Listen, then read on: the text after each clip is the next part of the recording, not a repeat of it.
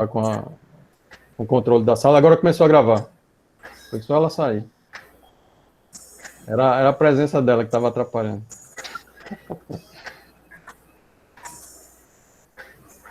Mas de vez em quando o Meet dá essas coisinhas mesmo. Agora está gravando, professor. Agora tá. Vamos lá.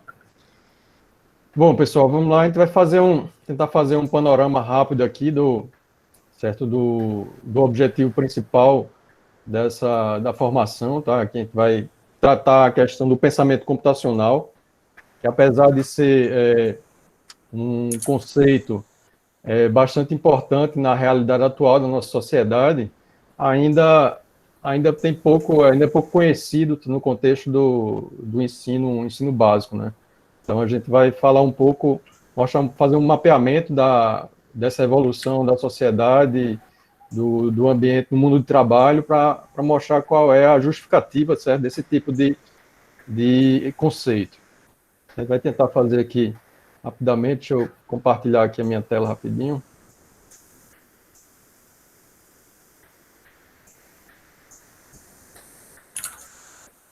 Acho que tem alguém que está com o microfone.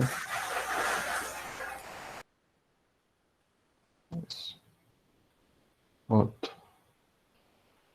Estão vendo minha tela?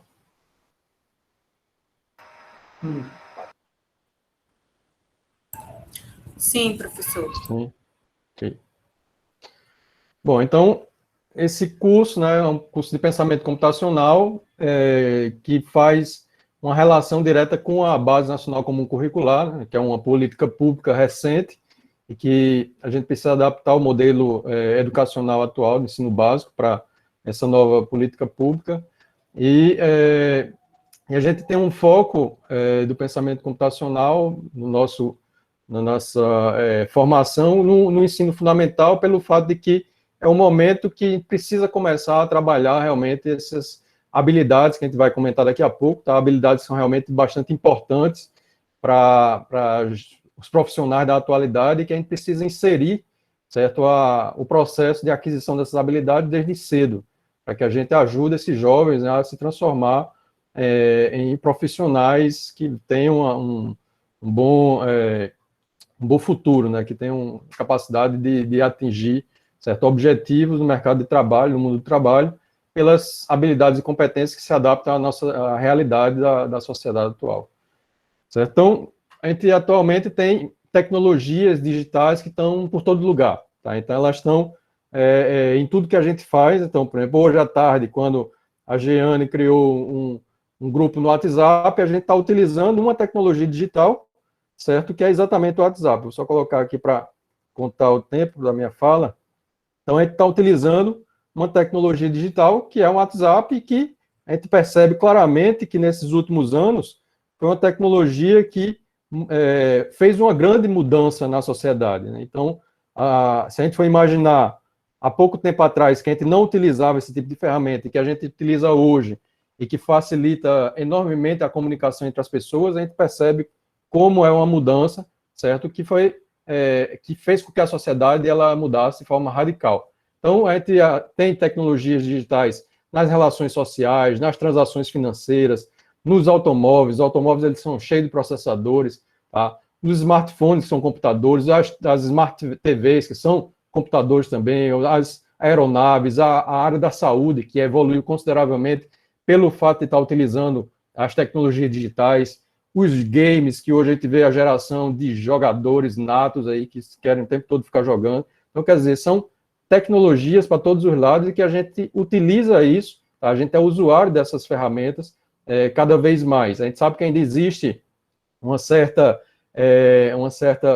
diferença entre aqueles que são usuários de forma cotidiana dessas ferramentas e aqueles que têm uma dificuldade devido aos problemas sociais que a gente tem no nosso país, mas é uma evolução que não tem volta o uso das tecnologias digitais na vida das pessoas como um todo, né?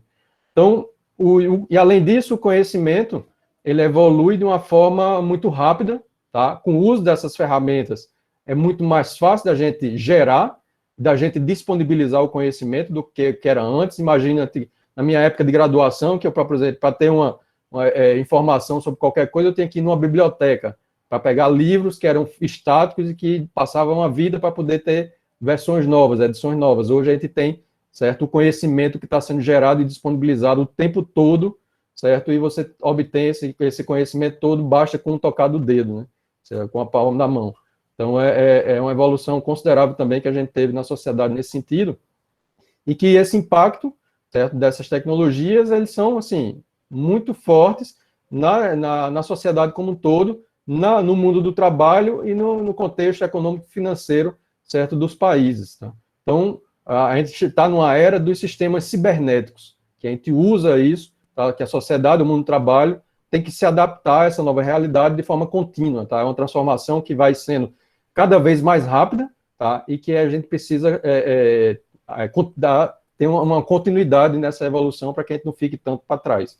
Então, nesse sentido, a gente tem o que a gente chama de indústria 4.0, que é uma evolução da indústria, tá, do mundo do trabalho, que vem de bastante tempo, tá, e que a gente vem enumerando essas grandes evoluções, principalmente a partir, certo, de meados do milênio passado para cá. Então, a gente tem uma indústria que foi considerada a indústria 1.0, que é a indústria da mecanização. Então, no século XVIII, século XIX, a gente tem as máquinas a vapor, que fizeram uma revolução considerável, certo, na sociedade. Depois a gente vem a indústria 2.0, que era da eletricidade, que a gente tem no período da Primeira Guerra e tal, e isso faz com que a gente evolua para uma linha de montagem, produção em massa, fábricas, esse tipo de coisa, que leva ao modelo de escola que a gente tem hoje. Por que a escola hoje é uma escola de carteirinha, com os alunos ali em fila de carteirinha? Porque é um modelo de fábrica, que na fábrica você também tem bancadas que são em fila e que as pessoas precisam trabalhar de uma forma organizada. Então, esse modelo de escola que a gente tem atualmente é um modelo que foi preparado, tá? Foi elaborado para o modelo de fábrica. Então, depois a gente vem uma indústria 3.0, que é a indústria da automação, e aí você insere os equipamentos, a mecanização vai para as indústrias, você tem sistemas computacionais que começam a controlar esse processo de manufatura, tá? Então, computação eletrônica, e depois, agora, com o modelo mais recente da indústria 4.0, que é a era dos sistemas cibernéticos. E aí a gente não somente é usar o computador, tá, e a eletrônica para fazer com que a gente tenha uma automação, mas é fazer com que a gente tenha sistemas inteligentes, a gente tenha, tá, um controle muito mais eficaz, que a gente consiga fazer esse processo de produção, tá, numa escala maior e utilizando muito mais o cérebro das pessoas para desenvolver soluções e menos a necessidade física, tá? Então a gente diminui a necessidade física, mas aumenta a necessidade de cognição, certo? Trabalhar realmente o raciocínio. E aí a gente tem o contexto, a robótica, os robôs que estão entrando no mundo do trabalho, nas fábricas como um todo, tá? As fábricas estão se robotizando, os simuladores virtuais, tá? Os sistemas, a integração desses diversos sistemas, a internet industrial, a segurança cibernética. A gente vê o problema de segurança, por exemplo, agora, no final de semana, a eleição, quantos ataques a gente teve nos sistemas do Tribunal Superior Eleitoral, tá? Então, quer dizer, a segurança passou a ser algo realmente bastante importante também, pelo fato de a gente ter digitalizado as coisas. E que tudo ficou em nuvem, né? Então, os dados estão todos disponíveis na nuvem.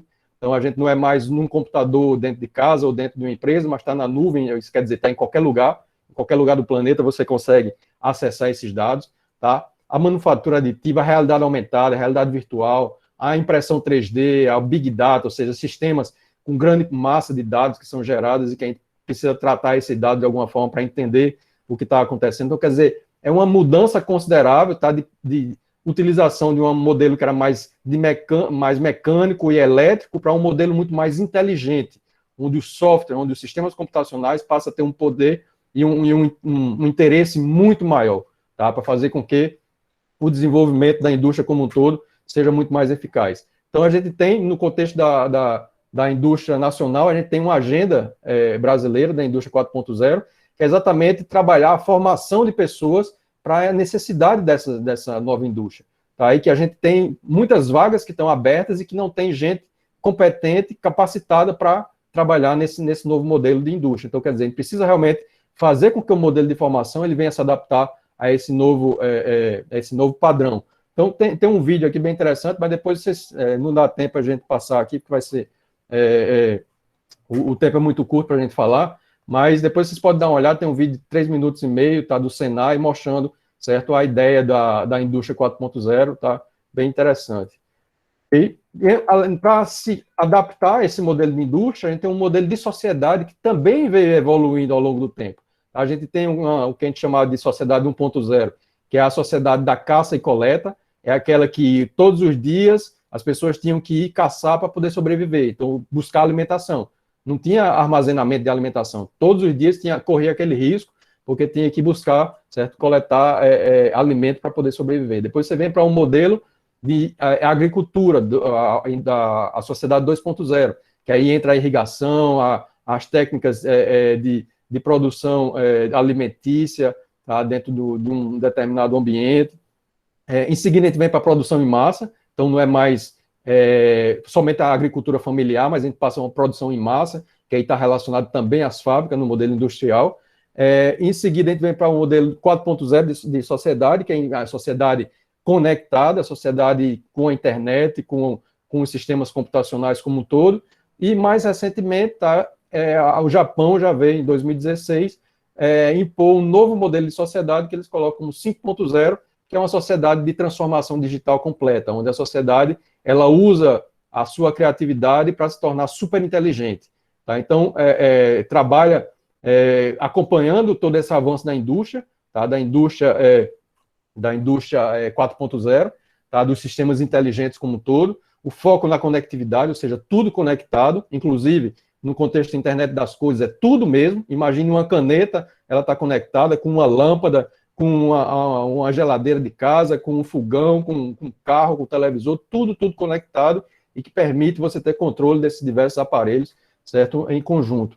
Então, um foco muito mais forte no bem-estar das pessoas, que necessita muito menos da força física delas, mas trabalha muito mais o raciocínio cognitivo, tá? O aprimoramento da produtividade, transformações associadas à inovação. Então, como é que a gente pode inovar os processos para que eles venham a ser mais eficazes e mais interessantes para as pessoas. Então, quer dizer, um modelo muito mais evoluído, tá? E para isso, quando a gente vai ver, a gente não precisa de pessoas formadas que sejam pessoas mecânicas, com um trabalho que se repete o tempo todo.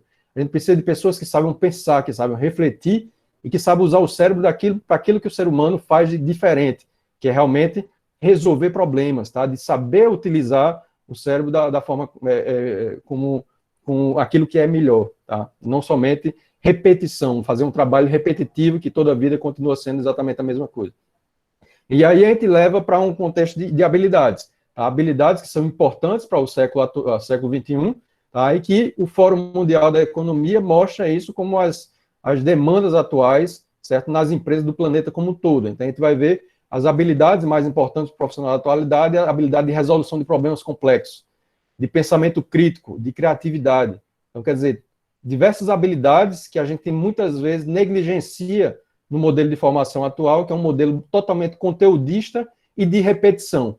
A gente faz com que as pessoas repitam, ela memorize e repita as coisas, e ao invés de a gente trabalhar aquilo que elas possam realmente fazer com que o cérebro possa ser utilizado da melhor maneira, tá? Com que ela consiga entender, ou seja, os fenômenos que a gente tem no nosso mundo, e que a partir daí ela comece a criticar o que está acontecendo, ela use a criatividade para inovar, para propor soluções novas e resolver os problemas da nossa sociedade, que são cada vez mais complexos. Então, habilidades cognitivas, habilidades intrarrelacionais, gestão de pessoas, relacionamento interpessoal, negociação, tá? Habilidades intrarrelacionais, a inteligência emocional, tá? A flexibilidade cognitiva, então você se entender de si próprio também, para que você possa ser mais eficaz naquilo que você está fazendo. Então, a gente enxerga a sociedade atual, que é uma sociedade que tem muitos problemas emocionais, e independente da situação atual de pandemia, mesmo fora a situação de pandemia, a gente vê isso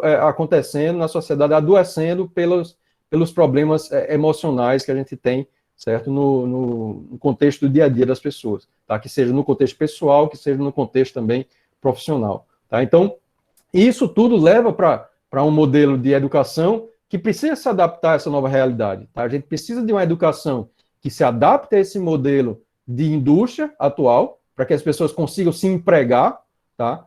E consigam ser eficazes no mercado de trabalho, no mundo do trabalho, e que também elas se adaptem a essa nova necessidade de sociedade, que é uma sociedade que trabalha muito mais o cognitivo, o intrarrelacional e o interrelacional, do que somente um modelo mecanicista que fica repetindo as coisas e que não consegue evoluir porque não raciocina o tanto suficiente para poder fazer as modificações necessárias naquele mundo que está só de repetição. Tá? Então, a gente vem desde um modelo de educação 1.0, que é uma educação onde o aluno ele é o receptor de informações, tá? O professor é a figura central, é o protagonista, é aquele que sabe de tudo, e o aluno está ali somente para receber informação, e as aulas são expositivas e de memorização. Então, quer dizer, é um modelo que a gente encontra muito ainda no modelo atual de educação, na situação atual, certo, de muitas escolas e universidades e instituições de ensino superior do país também. Não é somente no ensino básico, mas no ensino superior também a gente encontra esse modelo de educação expositiva, conteudista, que o professor é que sabe de tudo e o aluno fica ali passivo, entrando o que o professor diz no ouvido e saindo no outro, tá? Porque a gente está ensinando muito e os alunos estão aprendendo pouco. Então, depois a gente tem um modelo de educação 2.0, que é um modelo que a internet, ela começa a entrar nesse mundo, o aluno busca o conhecimento por meios digitais, a gente já tem um pouco disso também no contexto educacional. Os computadores e os aplicativos começam a ser utilizados com materiais didáticos, os laboratórios de ciência e de informática são inseridos nas instituições de ensino. Tá? O modelo de educação 3.0 é um modelo onde a colaboração começa a acontecer muito mais, então, quer dizer, não é mais um trabalho individual, mas é um trabalho mais colaborativo, então, quer dizer, os alunos trabalham, certo, junto com os seus pares e também juntamente com o próprio professor. Tá? Então, o professor participa desse processo de colaboração, certo, das atividades com os alunos também. Então, o aluno aprende tanto com o professor quanto com seus colegas, tá? Não é só o professor que sabe de tudo, mas os pares também sabem de alguma coisa e conseguem compartilhar o seu conhecimento. Tá? O surgimento de ensino híbrido à distância, tá? A gente vê os cursos à distância que surgiram ao longo do tempo, tá? E a inserção de recursos diversos, inclusive os recursos educacionais digitais também. Tá? E um modelo mais recente, que se adapta muito mais a esse modelo de indústria 4.0 e que se adapta muito mais ao modelo também de sociedade inteligente, que é o modelo de educação 4.0, no qual o aluno é o protagonista. Então, o professor ele deixa de ser o protagonista porque não é ele que vai construir o conhecimento. Ele já construiu o seu próprio conhecimento. Quem precisa construir o conhecimento é o aluno. Então, o aluno precisa ser o protagonista. Tá? Ele sozinho, ele é o único que pode fazer com que ele construa o próprio conhecimento. Não é o professor que constrói o conhecimento do aluno. Então, o aluno ele precisa colocar a mão na massa, ele precisa praticar aqueles conceitos, aquelas habilidades que são passadas pelo professor, para que ele possa se adaptar a isso e adquirir realmente essas habilidades e entender sobre aqueles conceitos que estão sendo apresentados. Então, ele tem que ser o protagonista. A aprendizagem por meio de projetos colaborativos, então a gente faz com que todo mundo trabalhe em conjunto, então coloca projetos para que ele possa desenvolver certo, produtos e que tenha um processo associado a isso, para que o aluno aprenda a criticar, para que ele aprenda a estimular a sua criatividade, para que ele aprenda a resolver problemas. Isso é que passa a ser realmente algo muito mais importante, certo, no contexto desse modelo de educação que se espera para a formação dos profissionais da atualidade e do futuro próximo também. Tá? O professor ele deixa de ser o protagonista e passa a ser muito mais o orientador, o mediador. Muitos podem dizer, mas o professor vai perder o espaço dele. Eu diria, de forma alguma, ele vai ganhar muito mais espaço. Porque ao invés de ele estar ensinando algo que os alunos não estão aprendendo, tá? Porque ele está passando a informação, e no contexto atual a gente percebe muito bem que os alunos não estão aprendendo, ele vai ajudar os alunos a aprender. Então, se ele media o processo, se ele orienta os alunos, e os alunos colocam realmente a mão na massa para que eles consigam aprender, os professores vão ser muito mais reconhecidos pelos alunos do que o que eles são hoje. Porque os alunos vão perceber que eles estão realmente servindo muito para o processo de aprendizagem. Tá? Então, isso a gente muda esse modelo do professor protagonista, mas um professor que é muito mais ativo no processo junto com o aluno, para que o aluno realmente construa o seu próprio conhecimento. Então, os professores, eles atuam junto com os alunos, tá? E usam metodologias ativas, que é exatamente para fazer com que o aluno deixe de ser passivo e passe a ser ativo. As metodologias ativas são aquelas que fazem com que os alunos coloquem a mão na massa, com que os alunos pratiquem e que, com isso, eles construam o próprio conhecimento. E o professor vai estar ali ajudando para direcionar os alunos para que eles venham o caminho das pedras, tá? Que eles venham que eles não façam as coisas muito erradas, mas que vá direcionando, certo, esse processo de aprendizagem para que eles consigam realmente entender aquilo que eles estão fazendo, certo, e construir o próprio conhecimento, ok? Então, nesse sentido, a gente tem padrões internacionais que definem o que se espera atualmente dos professores, dos gestores, dos alunos, e a gente enxerga esses padrões internacionais que têm uma relação muito forte com o uso das tecnologias digitais também, e com essas habilidades que são importantes para os profissionais da atualidade no planeta como um todo. Não é um caso específico de um país ou de outro, mas é no planeta como um todo. Tá? Então, aí a gente vê habilidades como o cidadão, por exemplo, para os alunos, o cidadão digital, aquele que sabe utilizar as ferramentas de uma forma ética, tá? Essas tecnologias digitais, de uma forma com que ele se integre à sociedade. O construtor do próprio conhecimento, tá? Aquele que se esforça e o professor está ao lado dele ali, ajudando para que ele construa o seu próprio conhecimento. Tá? O design da inovação, que estimula a criatividade, venha construir novas soluções, não somente repetir aquilo que já existe, mas criar novas soluções, novas oportunidades, enxergar novas possibilidades. O pensador computacional, que aí entra exatamente no cerne dessa formação que a gente vai estar fazendo. Tá? Então, o pensador computacional é aquele aluno que ele tem uma visão muito clara das coisas pelo fato que ele começa a entender padrões. O nosso mundo ele é composto de padrões, em tudo existe padrões. A gente entender esses padrões, saber como eles funcionam, a gente saber abstrair das coisas para eliminar certas especificidades para que a gente possa reutilizar experiências anteriores em situações que se aproximam, mas não são exatamente idênticas. Tá? A gente vê isso muito, por exemplo, numa disciplina de matemática, o professor mostra para o aluno como é que resolve um problema num determinado contexto, aí o aluno memoriza aquela equação da matemática, e aí depois o professor modifica um pouquinho o contexto do problema, o aluno não consegue mais resolver, porque ele não percebeu que aquele mesmo modelo da matemática poderia ser utilizado, somente o contexto mudou um pouquinho, ele precisava se abstrair um pouco daquele problema anterior.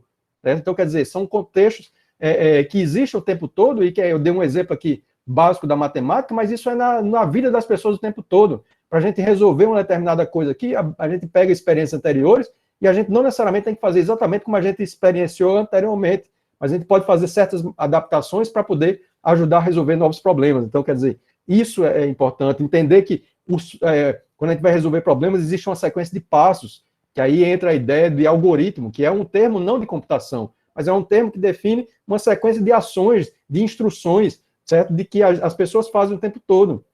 Eu estou aqui, por exemplo, falando para vocês, mas eu não estou falando de qualquer forma, existe uma sequência de passos, existe uma ordem, uma lógica nas coisas que eu estou fazendo aqui, que eu estou falando.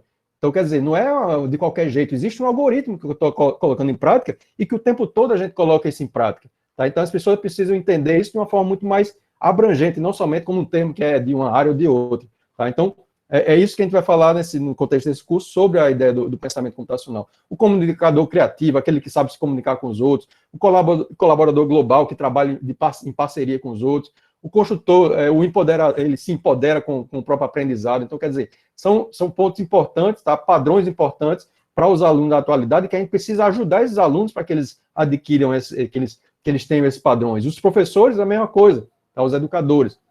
O aprendiz, então, o aprendiz contínuo, o professor não pode parar de aprender, principalmente pelo fato que agora tudo evolui muito rapidamente. O que você aprendeu ontem, daqui a amanhã já não funciona mais da mesma forma. Então, o aprendizado tem que ser contínuo. Um líder que direciona, que motiva os seus alunos, tá? Que faz com que o processo de aprendizado aconteça com esses alunos da forma correta. O cidadão que pensa nos alunos, no futuro profissional desses alunos, para transformá-los em realmente profissionais que venham a contribuir com o país. Tá? O colaborador que colabora não somente com seus alunos, mas colabora com os seus pares também, com outros professores, e muitas vezes de forma interdisciplinar. Tá? Existem maneiras infinitas de trabalhar, certo? Um processo de colaboração entre as diversas áreas, e que a gente vê que tudo se encaixa, não é porque eu sou da área de história, ou de geografia, ou de língua portuguesa, ou de matemática, que eu só trabalho a minha área. Não, tudo existe uma interligação. O mundo real, ele é multidisciplinar, e a gente trabalha somente as áreas como se fossem caixinhas, completamente independentes uma das outras. E no final das contas, os alunos não conseguem enxergar como essas caixinhas elas se inserem no mundo, na vida deles, porque o mundo real não é disciplinar, o mundo real é interdisciplinar. Tá? Então, o design que constrói novas coisas, e não somente repete aquilo que já vem pronto, que aí ele constrói novas coisas, que facilita todo o processo de aprendizagem dos alunos, que analisa, que critica, que sabe criticar o que o aluno está fazendo para mostrar para ele como ele pode fazer melhor. Tá? Então, quer dizer, são padrões que são super importantes e que envolvem essas diversas habilidades necessárias para o profissional da atualidade e que podem ser utilizados juntamente com as tecnologias digitais pelo fato de que as ferramentas digitais, elas potencializam enormemente o processo de ensino-aprendizagem. E é isso que a gente precisa ter em mente para que a gente possa utilizar e fazer com que esse processo seja muito mais eficaz no dia a dia dos ambientes das instituições de ensino. E aí, como é que as escolas estão nesse contexto? Ou seja, tudo que a gente mostrou aqui tem uma realidade que é muito longe do modelo da escola atual. A gente continua com o modelo de escola do século XX para um mundo que está no século XXI, para uma geração de alunos do século XXI, tá, e que não bate mais. A escola está completamente desconectada da realidade da sociedade e é por isso que está se perdendo. Está se perdendo. O Banco Mundial ele alerta para uma crise de aprendizagem na educação global como um todo. E isso não somente agora no contexto da pandemia, mas mesmo antes da pandemia, a gente vê a taxa de evasão cada vez aumentando mais. O ensino médio, por exemplo, a evasão, que ela vem de forma vertiginosa aumentando no país como um todo. Tá? E aí a gente vê jovens, por exemplo, agora recentemente teve matéria que saiu dos analistas dizendo que quando voltar ao modelo presencial, 30%, 40% dos alunos não vão querer mais voltar para a escola. Então, quer dizer, tem um problema que está acontecendo na escola, tá? E que a gente tem que entender isso muito bem e modificar essa realidade, porque senão as escolas vão perder do mesmo jeito, como o Banco Mundial está dizendo, elas vão realmente perder os alunos, tá? Porque eles não vão enxergar a escola como um modelo que ajuda para a vida deles, tá? E para se eles possam se integrar no mundo do trabalho, porque o que é que está acontecendo hoje nas empresas? As empresas estão criando já há um bom tempo, principalmente da década passada para cá, os seus próprios ambientes de formação, porque os alunos estão saindo das instituições, inclusive instituições de ensino superior, e não estão adaptados para aquilo que as empresas precisam. Então, as empresas estão formando as pessoas dentro de um ambiente educacional que ela mesma ela coloca em prática. Tá? Então, isso é algo que a gente precisa prestar atenção, tá? Para que a gente possa trabalhar realmente habilidades que são importantes para esses jovens, tá? Para que eles venham se transformar em futuros empregados e não futuros desempregados. Tá? Então, milhões de empregos estão sendo perdidos ao longo desses anos aí, que estão ficando obsoletos pela globalização e pelas tecnologias digitais. E não adianta a gente reclamar disso, porque não vai voltar atrás. Tá? As tecnologias digitais elas estão aí e a pandemia fez ainda alavancar ainda muito mais isso. Tá? Então, quer dizer, o que a gente vê com o que está acontecendo no planeta o tempo todo é que a gente está fazendo com que as pessoas cada vez mais sejam dependentes dessas tecnologias. E a gente não pode formar as pessoas para ficarem alheias a elas. Tá? Então, é uma mudança realmente revolucionária que está acontecendo na sociedade e no mundo do trabalho, e que o ambiente educacional ele precisa se adaptar com muita com rapidez, porque senão realmente vai ser muito complicado, tá, para esses jovens, para eles ingressarem no mundo do trabalho, certo? Em breve. Então, a demanda no mundo do trabalho está migrando para habilidades e competências que não são rotineiras, então habilidades cognitivas, interpessoais e intrapessoais, que são aquilo realmente que as empresas necessita atualmente. Ela não precisa de uma pessoa que sabe todos os conteúdos de uma determinada área ou de uma determinada disciplina. Ela quer pessoas que consigam aprender rapidamente. Ela quer pessoas que consigam entender as coisas, consiga refletir sobre aquilo que está acontecendo, fazer as críticas quando forem necessárias e que, a partir da sua criatividade, consiga inovar e encontrar soluções para os problemas existentes. Isso é o que é mais importante. Se for necessário aprender um determinado conceito, ela vai lá e ela é capaz de aprender, mas ela não precisa de ter todos os conceitos. Tá? Então, o modelo conteudista que a gente tem hoje é um modelo completamente ultrapassado. A pessoa não precisa ter todos os conteúdos memorizados em mente. Ela precisa ter a capacidade de aprender quando ela precisar. Isso é mais importante. A gente precisa fazer com que esses alunos adquiram habilidades importantes para a vida deles. Tá? E não somente conteúdo, que no final das contas eles fazem uma prova e depois da prova joga tudo fora. Limpa da cabeça, desmemoriza, ou seja, joga porque não precisa mais, porque fez uma prova, tá bom. Certo? Então, desafios que a gente tem na educação. Tá? Necessidade de mudança realmente sistêmica nos processos escolares para a gente reinventar o modelo de educação para um modelo mais de inovação, adaptado ao mundo do trabalho, adaptado à aprendizagem e à cidadania, propondo metodologias inovadoras que venham atender a essa mudança necessária na sociedade, melhorando o processo de ensino-aprendizagem, inserindo uma nova cultura de resolução de problemas, para desenvolver nos alunos habilidades fundamentais para o século XXI. E aí a gente entra o que a gente vai falar aqui no contexto desse curso, que é exatamente o pensamento computacional, que entra como um direcionamento importante, que trabalha habilidades que são fundamentais e que estão elencadas ali, certo, como as mais importantes para os profissionais da atualidade. Tá? Então, como é que a gente está no Brasil nesse sentido? Tá? A gente vê que tem políticas públicas nacionais que vêm sendo criadas, mas que existe muita descontinuidade das políticas públicas, tá? E que, no final das contas, quando começa a funcionar mais ou menos, depois para, e a gente tem, atualmente, algumas políticas públicas também, que se espera que elas continuem, ninguém sabe como é que vai evoluir, mas que se esperaria que elas continuassem mesmo, que são, a partir do Plano Nacional de Educação, a gente tem o Programa de Inovação e Educação Conectada, que é trabalhar diversos aspectos relacionados a essas habilidades importantes, às tecnologias digitais como um todo, a formação de professores, tá? A Base Nacional Comum Curricular, que também vem com esse contexto de habilidades e competências, então a gente sai de um modelo conteudista para um modelo baseado em habilidades e competências, tá? Então, no Plano Nacional de Educação, que a gente vai ver que ele contempla a inovação e as tecnologias como estratégia para desenvolver, certo, os fins educacionais desejados, mas que quando a gente vai no observatório do Plano Nacional de Educação, a gente vê que a gente está muito aquém ainda para atingir aquelas metas que estavam definidas ali para 2024, né, que foi de 2014 a 2024. Então, a gente está quase chegando em 2024 e tem muita coisa que não está nem perto ainda de chegar àquilo que estava previsto. Então, muito bonito no papel, né, na teoria. Na prática, é outra história. Então, o Programa de Inovação e Educação Conectada também muito bonito na teoria. Na prática, é outro problema para ser colocado, certo, para funcionar. Então, a gente primeiro tem uma visão estratégica das pessoas enxergarem que é necessário uma mudança, certo, na educação. Então, quer dizer, necessita uma mudança de mentalidade de todo mundo, tá? Então, se não existir mudança de mentalidade, não vai ter mudança de atitudes para fazer diferente. Então, precisa que todo mundo enxergue essa necessidade de mudança na educação para se adaptar a essa nova realidade da sociedade, tá? E do mundo do trabalho, para que com isso a gente possa ir fazer o quê? Colocar infraestrutura nos ambientes educacionais, que a gente tem um problema gravíssimo no país, como que a gente vê hoje, tá? O CETIC, que faz uma análise da conectividade do país, do uso das ferramentas digitais no contexto da educação, tá? Ele mostra no relatório deles como a gente tem uma defasagem gigantesca em relação à infraestrutura, certo, nos ambientes educacionais, a nível de equipamentos e conectividade. Mas não somente isso o problema. Tá? O problema também, do meu ponto de vista, o maior problema está na formação de professores.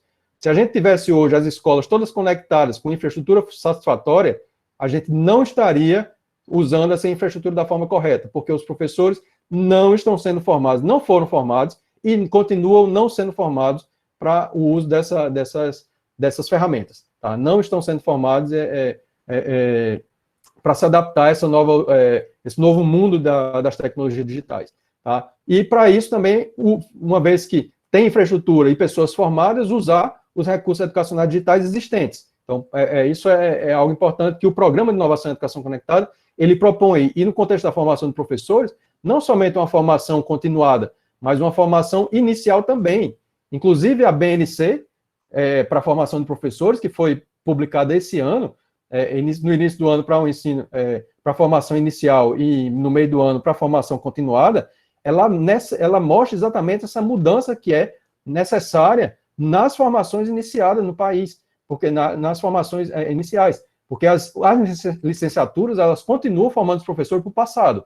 Tá? Então, isso é uma mudança que tem que haver em algum momento, que é uma mudança difícil, porque precisa de mudança de mentalidade dos próprios professores na educação superior, tá? No ensino superior, mas isso aí é o que está sendo posto. E a gente precisa fazer com que exista essa mudança realmente na formação, para que a gente venha se adaptar a essa nova realidade.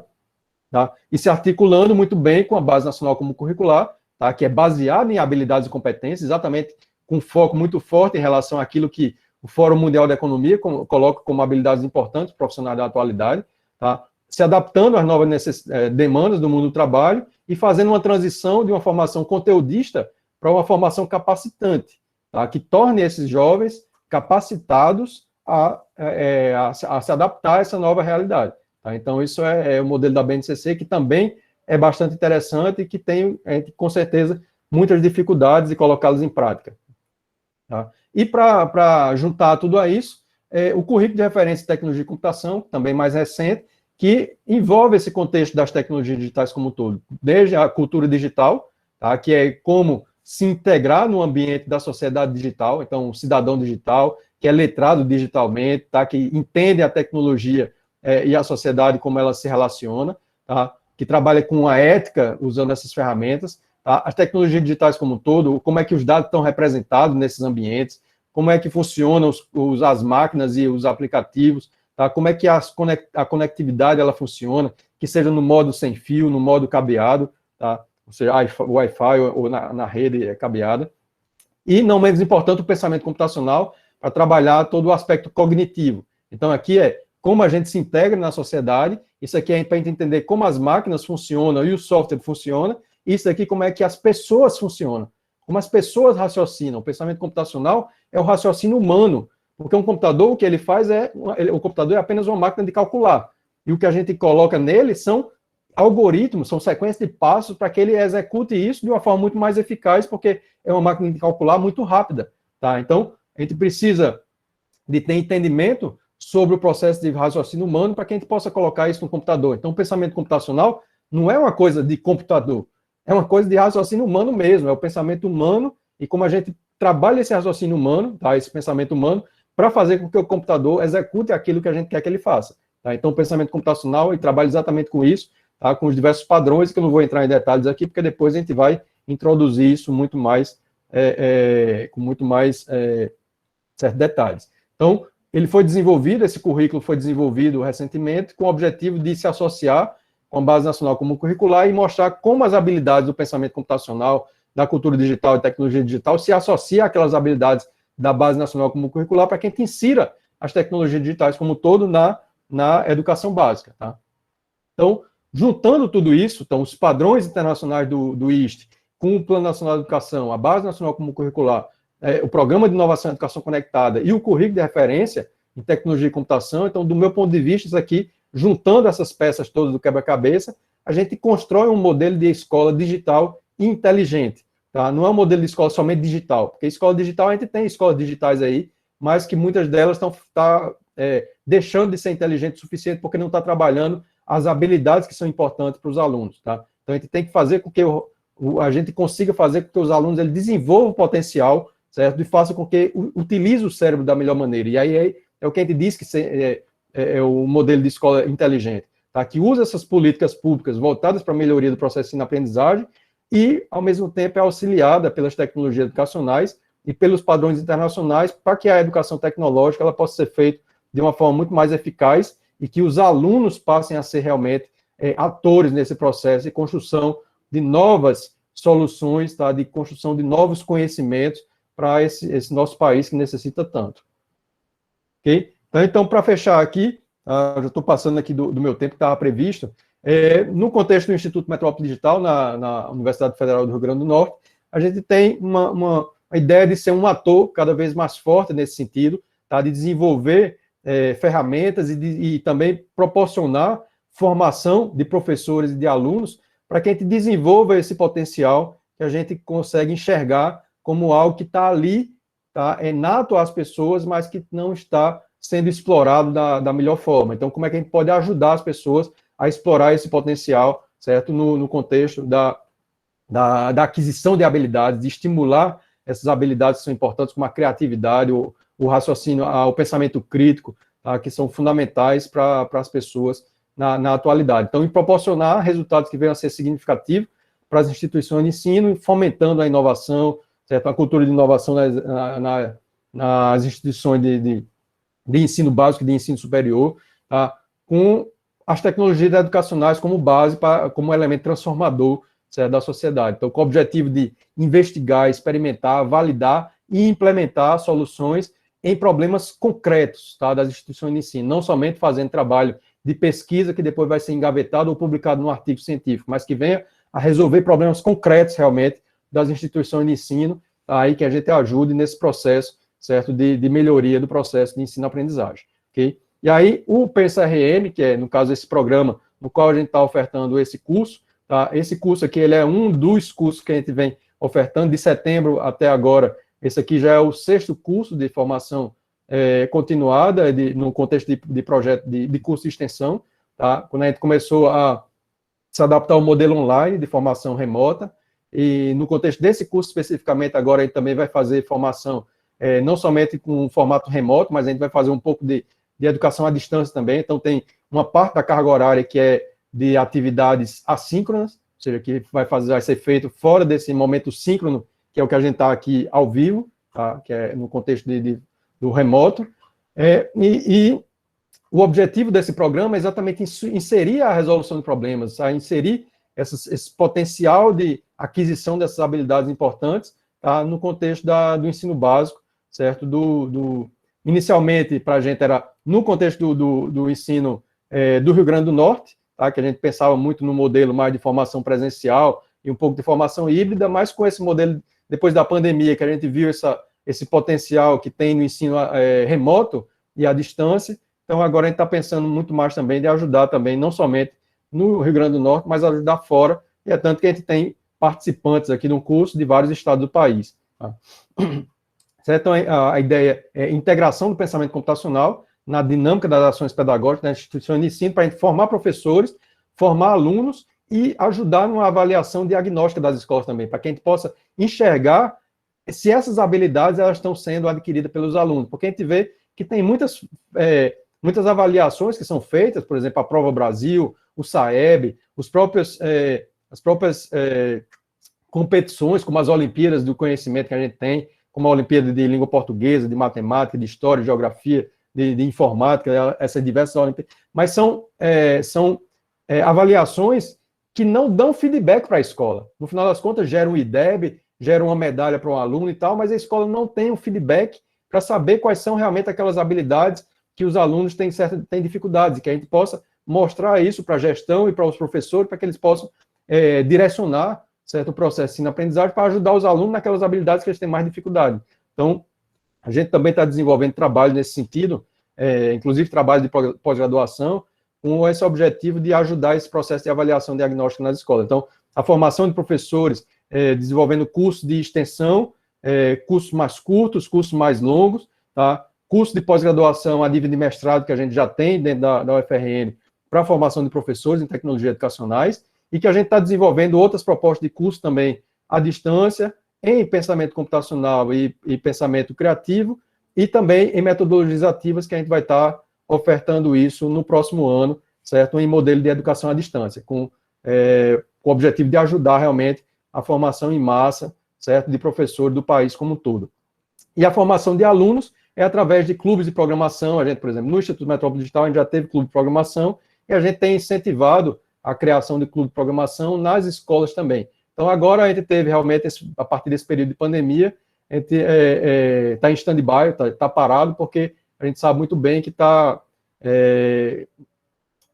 grande massa das escolas estão paradas fisicamente, inclusive as instituições de ensino superior, como a nossa também, da UFRN, está parado fisicamente, e que o ensino presencial é quem está fazendo o processo de formação remota e à distância. Mas a gente também tem esse interesse de formação de alunos, para ajudar os alunos também nesse processo de aquisição de habilidades, e que depois, junto com os professores, possam criar os clubes dentro das próprias escolas, tá? Então, para fechar aqui, o PensaRN é disseminação do conhecimento, certo? Do pensamento computacional para professores, jovens e crianças, buscando prepará-los para o desenvolvimento das habilidades do século XXI, tá? Desenvolver estratégias para introduzir o pensamento computacional nas práticas pedagógicas, certo? Das escolas, garantir subsídio para que os professores sejam protagonistas dentro desse processo, então, fazendo essa formação para ajudá-los nessa mudança, contribuir para esse desenvolvimento de competências do século XXI, certo? Nesses jovens que a gente vai estar formando, e criar, certo? Auxiliar a rede de ensino para que a gente possa inserir o pensamento computacional junto com a Base Nacional Comum Curricular. A gente não quer inserir o pensamento computacional empurrando com a goela abaixo, mas é mostrando que isso tem uma relação forte com a Base Nacional Comum Curricular, e que a gente pode colocar isso em conjunto. O próprio currículo de referência de tecnologia e computação, que foi publicado recentemente, ele traz exatamente essa ideia de como é que a gente pode ajudar, certo, a trabalhar as habilidades do pensamento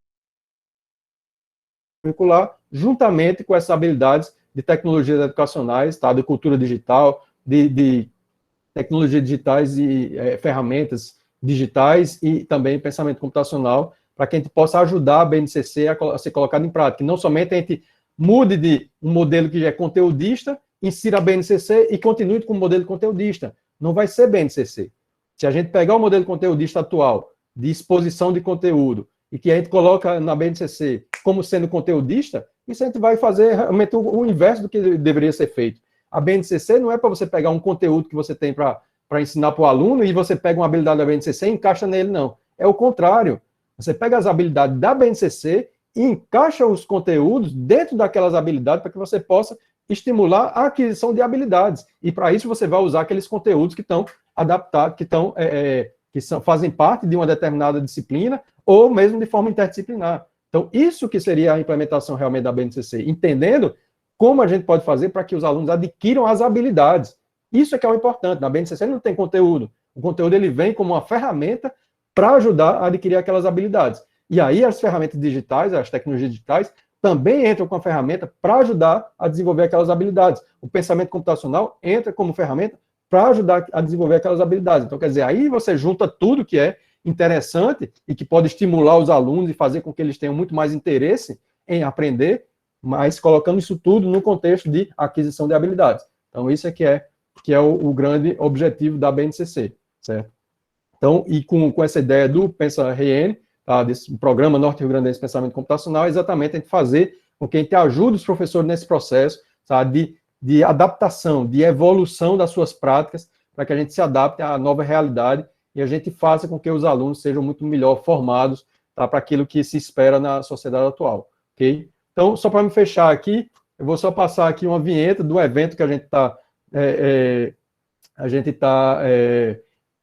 organizando na UFRN esse ano, tá? Pela primeira vez é o Congresso Brasileiro de Informática na Educação, tá? O tema do evento esse ano é desenvolvimento de habilidades e competências para inovação e impacto social na educação. É exatamente por isso que eu estou vindo para mostrar para vocês, porque o objetivo no evento é tentar mostrar que a gente pode, com as tecnologias educacionais, a gente ajudar, certo, a desenvolver essas habilidades e competências e causar impacto realmente social no contexto da educação, tá, e da vida desses jovens como um todo, certo? Então, a gente está organizando pela primeira vez esse congresso, ele vai ser em formato online, tá? Então, vai acontecer na próxima semana, de 24 a 28 de novembro, então, em formato online, e pela primeira vez também, certo? Aqueles que não vão apresentar trabalhos no evento, o evento vai ser totalmente gratuito. Então, além de ser online, tá, ele vai ser gratuito para as pessoas que quiserem assistir, certo? Há diversas sessões que vão estar acontecendo, que tem tanto sessões técnicas e trabalhos que vão estar sendo publicados, como também palestras e mesas redondas bastante interessantes, certo? Sobre essa área das tecnologias educacionais, ok? Então, tem aqui o link, mas depois eu vou colocar o link para que vocês possam acessar também a partir dos slides, mas eu vou só colocar rapidinho aqui a vinheta do evento para vocês.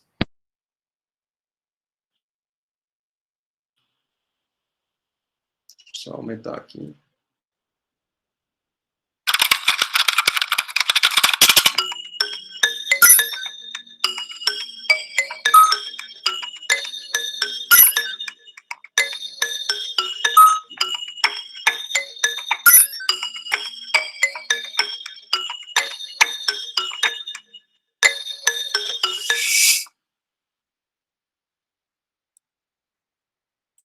Ok, então, obrigado pela atenção. Passo a palavra a Jeane. Tem uma pergunta técnica sobre o CB. Deixa eu só fechar aqui 2 segundos só. Travou aqui. Voltando para cá. Deixa eu só... Deixa eu fechar aqui, para não ficar tocando no YouTube. E deixa eu fechar aqui minha tela também.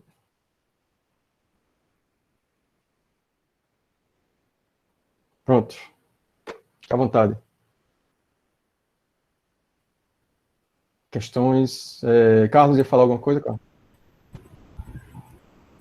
Não, é uma pergunta sobre isso aqui que eu não sei. O evento vai ser gratuito com certificação? A certificação, ele está previsto certificação para aqueles que vão realmente participar das apresentações, né? Porque a participação da Sociedade Brasileira de Computação, ele certifica quando tem a inscrição que é feita. Então, a participação online gratuita não vai ter inscrição a ser feita. Então, com isso, realmente, a gente não tem certificação. Pelo menos é o que está. Bom, boa questão, vou levar isso para a comissão organizadora, que a gente estava refletindo quanto a isso. A gente podia até fazer uma certificação de participação sem ser a inscrição oficial pelo sistema da Sociedade Brasileira de Computação. Professor, também tem outras perguntas aqui. A Glauce, ela pergunta assim, né? Tem previsão de mestrado à distância no IMD? Ela coloca assim, infelizmente os professores que trabalham nos 2 horários ficam impossibilitados de cursar o mestrado presencial. O mestrado que a gente tem no Metrópole Digital, tá, o mestrado profissional em inovação e tecnologias educacionais, ele foi desenvolvido exatamente com o objetivo de atingir o público-alvo dos professores que já estão no mundo do trabalho, já estão nas escolas, né? Já estão atuando nas escolas. Então, por isso, as aulas do programa, tá, acontecem na sexta, tarde e noite, e no sábado, manhã e tarde. Então, quer dizer, a gente não tem aulas durante o restante da semana, exatamente para poder permitir às pessoas a participarem, tá, aquelas que estão já atuando nas escolas, poderem participarem do curso. Então, a liberação seria apenas na sexta à tarde. Esse ano, para 2021, inclusive a gente está com o edital aberto agora, para a turma 2021, a gente vai ter, com certeza, uma mudança. Não vai ser... o curso ele não vai passar a ser um curso à distância, continua sendo um curso presencial, mas agora, no dia 5 de novembro, há 10 dias atrás, há um pouco mais de 10 dias, a gestão da UFRN publicou uma nova resolução mostrando, indicando que o ano 2021 ele vai ser em formação remota, tá? A gente vai continuar com a formação online. Então, assim, a gente não pode garantir nada que não vai ter aula presencial em algum momento, mas pelo menos o que está definido até agora pela gestão da UFRN é que não vai ter aula presencial. Então, mesmo o curso sendo presencial, a gente vai fazer um curso em formação remota. Não vai ser à distância, porque formação de educação à distância é uma formação que você disponibiliza o material e o aluno ele vai lá e acessa o material na hora que ele puder, tá? Na hora que ele quiser. Já o formato remoto é um modelo online, mas tem um horário síncrono, como agora a gente está aqui, ao vivo, certo? Então, muitas das aulas do curso vão ser aulas síncronas e algumas coisas vão ser assíncronas também, que o professor passa o material e que os alunos podem ver o material fora do horário, certo? Ao vivo. Então, assim, para aqueles que quiserem se arriscar, pode ser uma oportunidade, mesmo sendo de outros estados ou sendo o que não possa na sexta-tarde, mas que, quer dizer, na sexta não, de todo jeito vai ter aula na sexta-tarde, mas que não possa presencialmente. Mas, assim, o que está previsto, pelo menos até agora, é que as aulas de 2021 vão ser todas online, mesmo o curso sendo presencial, porque a UFRN ela vai continuar online até o final de 2021. Professor, ainda tem perguntas aqui. A Nancy está perguntando, professor Charles, no mestrado profissional haverá possibilidade de aumentar as vagas? E aí a Rosa coloca assim, será só às sextas-feiras à tarde? Não, as aulas, como eu disse agora, sexta, tarde, noite e sábado, manhã e tarde, tá? Esses são os horários previstos para as aulas do curso. Em relação ao aumento de vagas, para esse ano, para a turma de 2021, ainda não. Mas, como a gente está chegando no final do quadriênio, o quadriênio da CAPES, que é quem rege todos os programas de pós-graduação a nível de mestrado e doutorado no país, aí eles vão avaliar todos os cursos. Então, todos os cursos de mestrado e doutorado vão ser avaliados agora que a gente chegou no final do quadriênio, que é o quadriênio de 2017-2020. Então, 2021, todos os cursos vão ser avaliados para saber qual é o nível que eles vão ficar. E aí a gente vai, como chega no final do quadriênio, de praxe, os programas têm que fazer novo credenciamento de docentes e recredenciamento daqueles docentes que já estão no programa. Então, todo mundo vai passar pelo crivo agora para saber se fica no programa e se outros docentes vão entrar também. Tá? Então, a gente tem uma expectativa que a gente vai aumentar o nosso quadro de docentes. E a gente aumentando o quadro de docentes, provavelmente, não para 2021, mas para 2022, a gente vai aumentar o número de vagas. Inclusive, pode ser que a gente não aumente no contexto do mestrado, mas aumente pelo fato de que a gente abra o curso de doutorado. Mais questões? Eu acho que não. Se alguém tiver alguma outra colocação, observação, acho que pode colocar, para o microfone colocar. Eu acho que é isso, né? Alguma dúvida, alguém que gostaria de colocar, acrescentar alguma questão? Se não, a gente vai para a segunda parte desse encontro. Mas seria muito bom que o pessoal comentasse um pouco o que é que eles acham de tudo que a gente falou. Se eu estou falando besteira, ou se é algo que é realmente relevante, que eles acreditam que tem sentido. Que seria bom, já que é o primeiro dia, a gente ouvir um pouco do pessoal aí, ver o ponto de vista deles também, para saber se eles acreditam que esse é um caminho razoável ou se tem outras alternativas.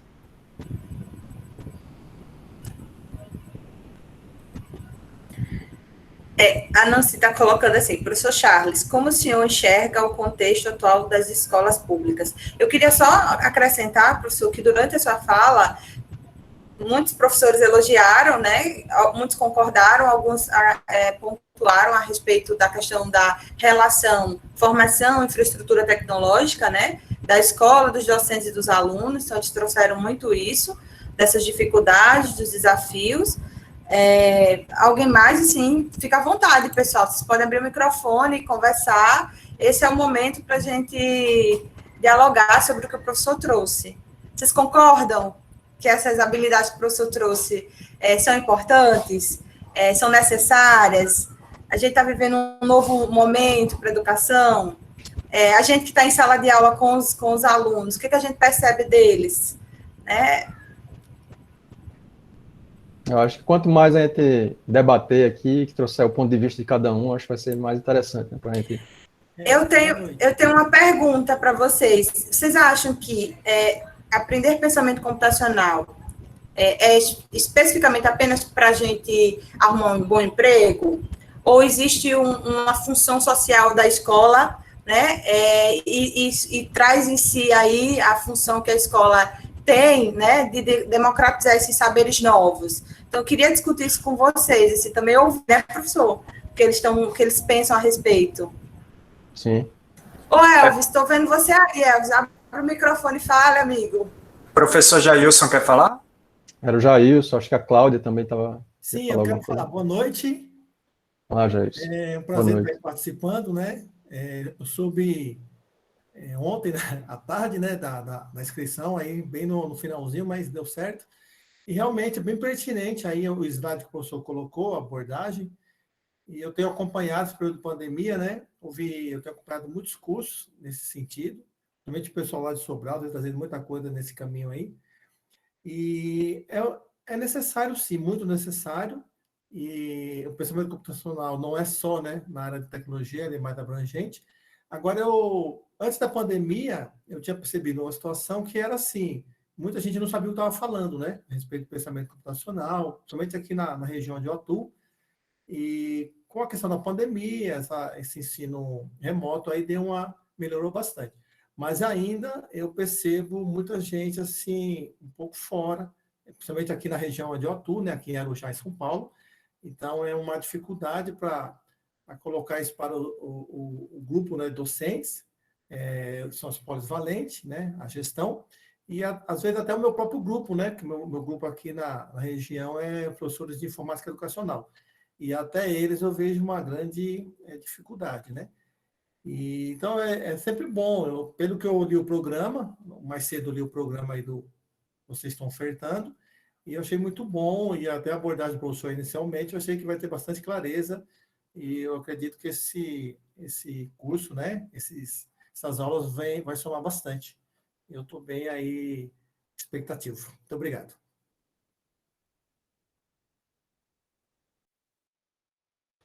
Obrigado, Jailson.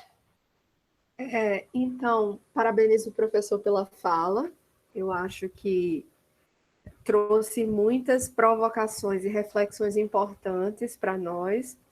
Eu considero muito importante né, o estudo do pensamento computacional, mas também quando a gente para olhar a realidade da educação pública brasileira, em especial no ano de 2020, quando nós teríamos uma obrigatoriedade legal de entrar em vigor a execução da BNCC em meio ao ensino remoto, a gente vê os desafios que nós temos para que a gente consiga efetivar, de fato, práticas pedagógicas que sejam inovadoras, criativas, mas a pandemia em si, eu acho que tirou a nossa categoria da zona de conforto e nos provocou, né, na marra, a se reinventar nesse momento.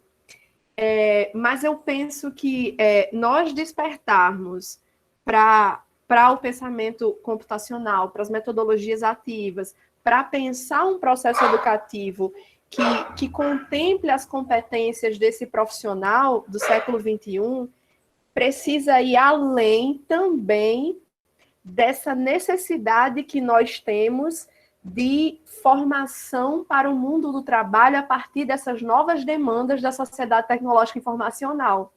Eu acho que cabe a gente pensar, em especial, mais ainda, a função social, a formação desse sujeito enquanto agente transformador nessa sociedade.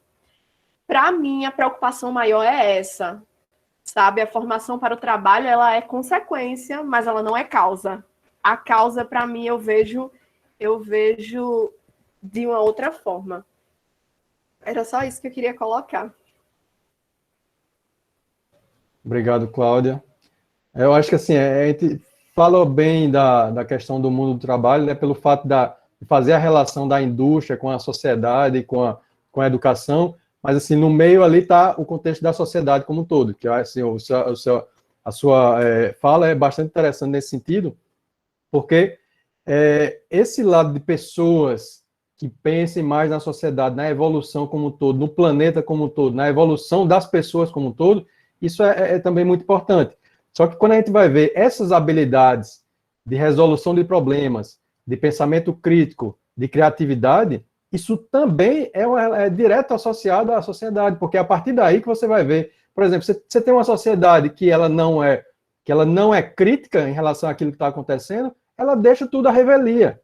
Então, quer dizer, ela não ajuda a sociedade como um todo, e não vai se ajudar também no ambiente de trabalho dela, porque ela acha que tudo é assim, eu não consigo fazer nada diferente. Então, quer dizer, ter esse estímulo a essas habilidades, isso vai ajudar na vida pessoal, e aí até eu falei várias vezes na minha fala, a vida pessoal e na vida profissional. Não é uma mudança somente na vida profissional da pessoa, mas é na vida pessoal dela também.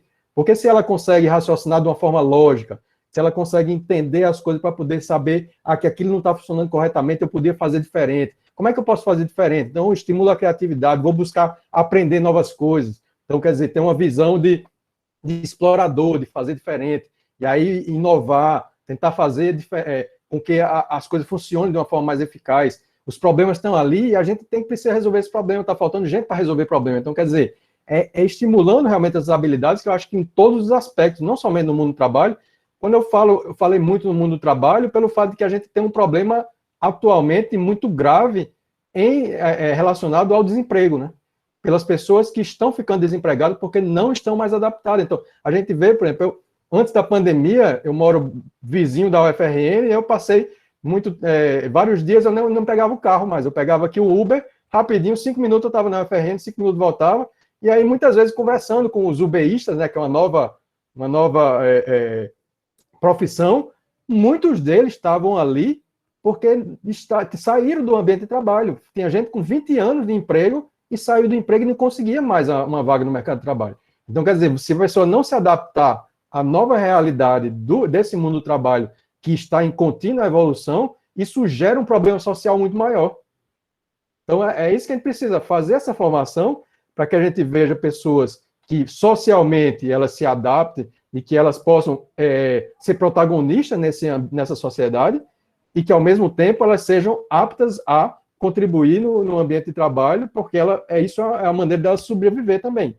Então, acho que tem os dois lados e que essas habilidades, como um todo, elas são fundamentais em todos os aspectos. Então, talvez eu tenha, na minha fala, me concentrado muito no contexto do mundo do trabalho, mas foi muito pelo fato da questão do desemprego mesmo. Mas sou totalmente de acordo com o seu ponto de vista, que o contexto social é fundamental. Tá? Então, isso é isso. E tem uma coisa, por exemplo, eu estou participando de alguns poucos meses para cá, de um grupo de trabalho da Associação Brasileira de Empresas de Tecnologia da Informação e Comunicação, que é a Brascom, e esse grupo de trabalho é um grupo de trabalho social que foi criado depois da pandemia, e que são os empresários, eles estão prestando atenção que se eles não ajudarem, de alguma forma, o contexto social, a gente vai ter um problema social muito grave no nosso país, porque a quantidade de pessoas que vão estar desempregadas e vai ser um desemprego em massa, vai ser algo que a gente vai ter um problema de violência muito pior. Então, quer dizer, os empresários estão percebendo isso e estão trabalhando em novos projetos que venham ajudar nesse contexto social. Inclusive, um deles é a Escola Digital. E foi exatamente por isso que eu fui convidado para participar desse grupo de trabalho. Tá? De como fazer com que, junto com o Ministério da Educação, junto com o banco, o BNDES, a gente crie projetos grandes a nível nacional que venham ajudar esse processo realmente de evolução da educação no país como um todo.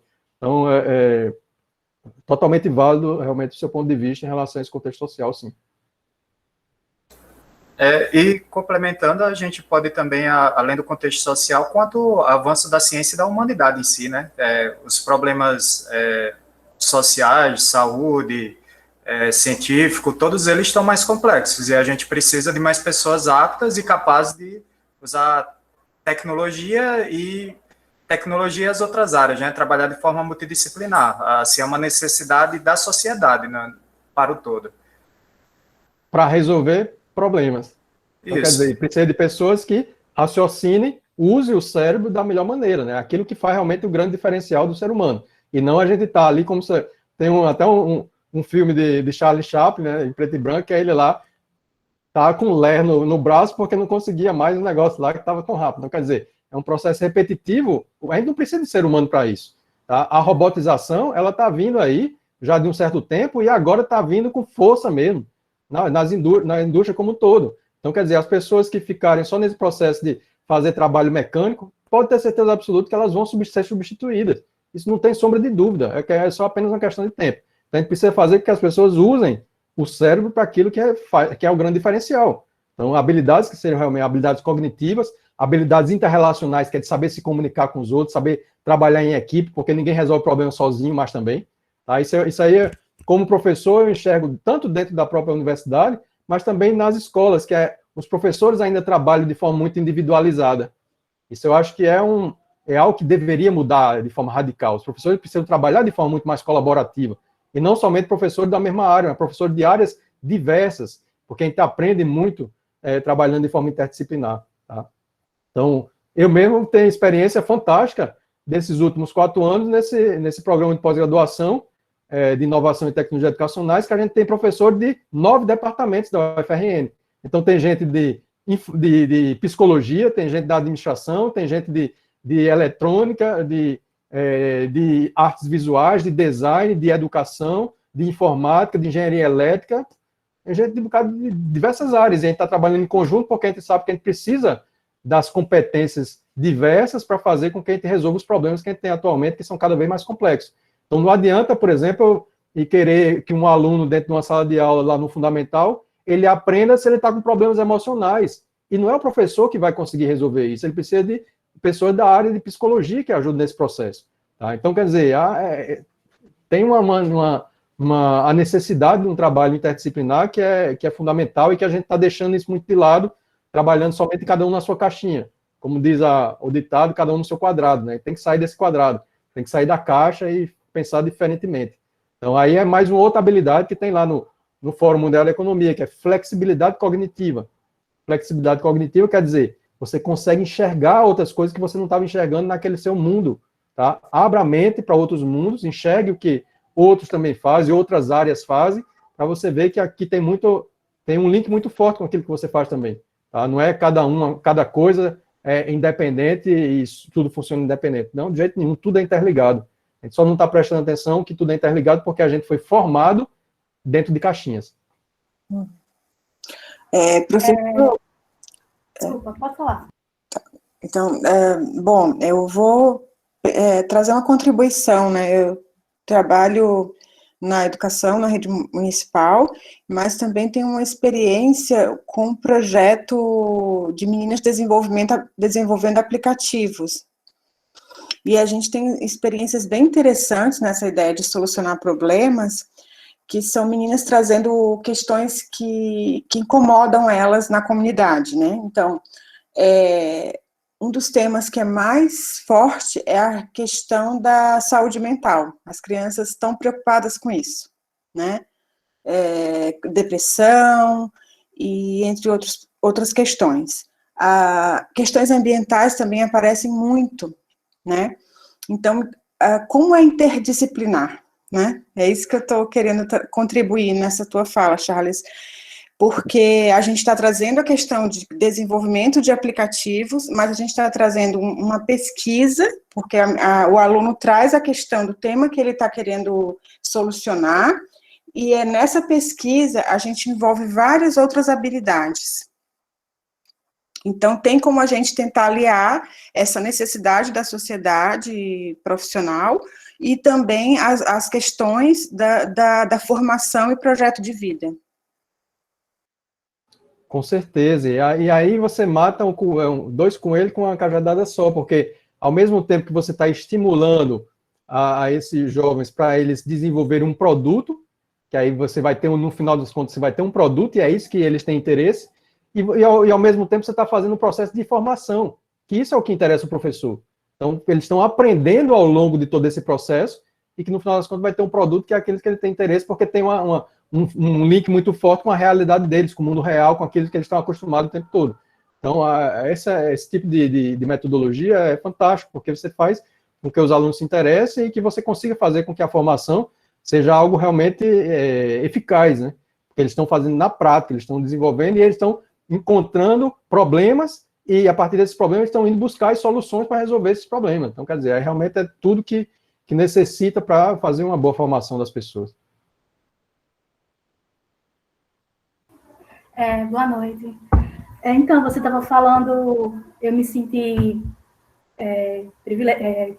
nesse lugar de fala seu, porque eu sou bibliotecária de formação aí pela FRN, e no início do ano, assim, foi uma demanda de demissão de bibliotecários, porque eu me vi perdida, assim, acabou a profissão praticamente, né? Porque, de acordo com umas resoluções do MEC, agora o acervo pode ser completamente digital, totalmente digital, 100% digital na biblioteca. Então, assim, foi uma profissão que ficou realmente, perdeu o prumo, assim. Em 2018, 2017, a gente ainda estava falando em um Web 2.0, Web 3.0. A gente não ia criar sistema, a gente não fazia praticamente nada, a gente ficou parado no tempo, e aí foi o resultado agora. As faculdades particulares, uma demissão em massa, gigante, assim, do início do ano. Praticamente um profissional desnecessário, assim, que eu não acho, né, que a sociedade realmente precisa, a gente tem um acervo digital e tudo, mas as pessoas ainda leem muito livros, inclusive voltou agora os livros, né, nessa pandemia, as pessoas comprarem livros físicos.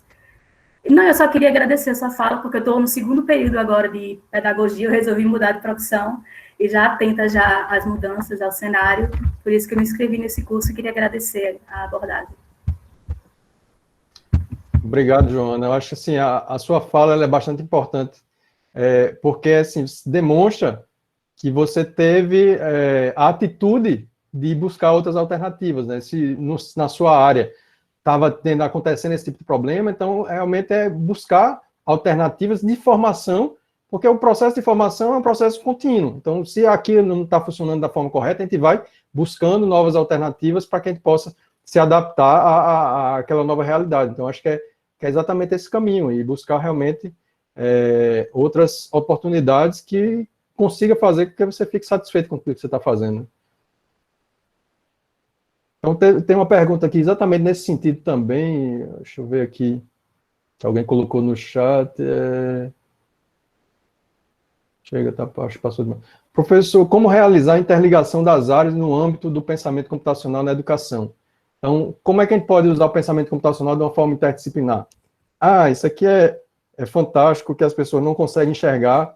Aí tem inúmeros exemplos para dar para vocês. Imagine, por exemplo, que a gente tem na escola. Imagine uma escola que você está num determinado bairro, aí que você quer trabalhar, por exemplo, como é que aquele bairro evoluiu. Então, o professor de história ele poderia fazer uma análise com os alunos para saber como é que aquele bairro, certo, evoluiu ao longo do tempo. Então, tem uma história associada. Você não precisa só estudar a história do Brasil, a história certo, dos continentes como um todo, não, a história mundial. Você pode estudar a história daquele bairro. Você vai ter uma relação forte dos alunos, porque eles vão entender onde é que eles moram.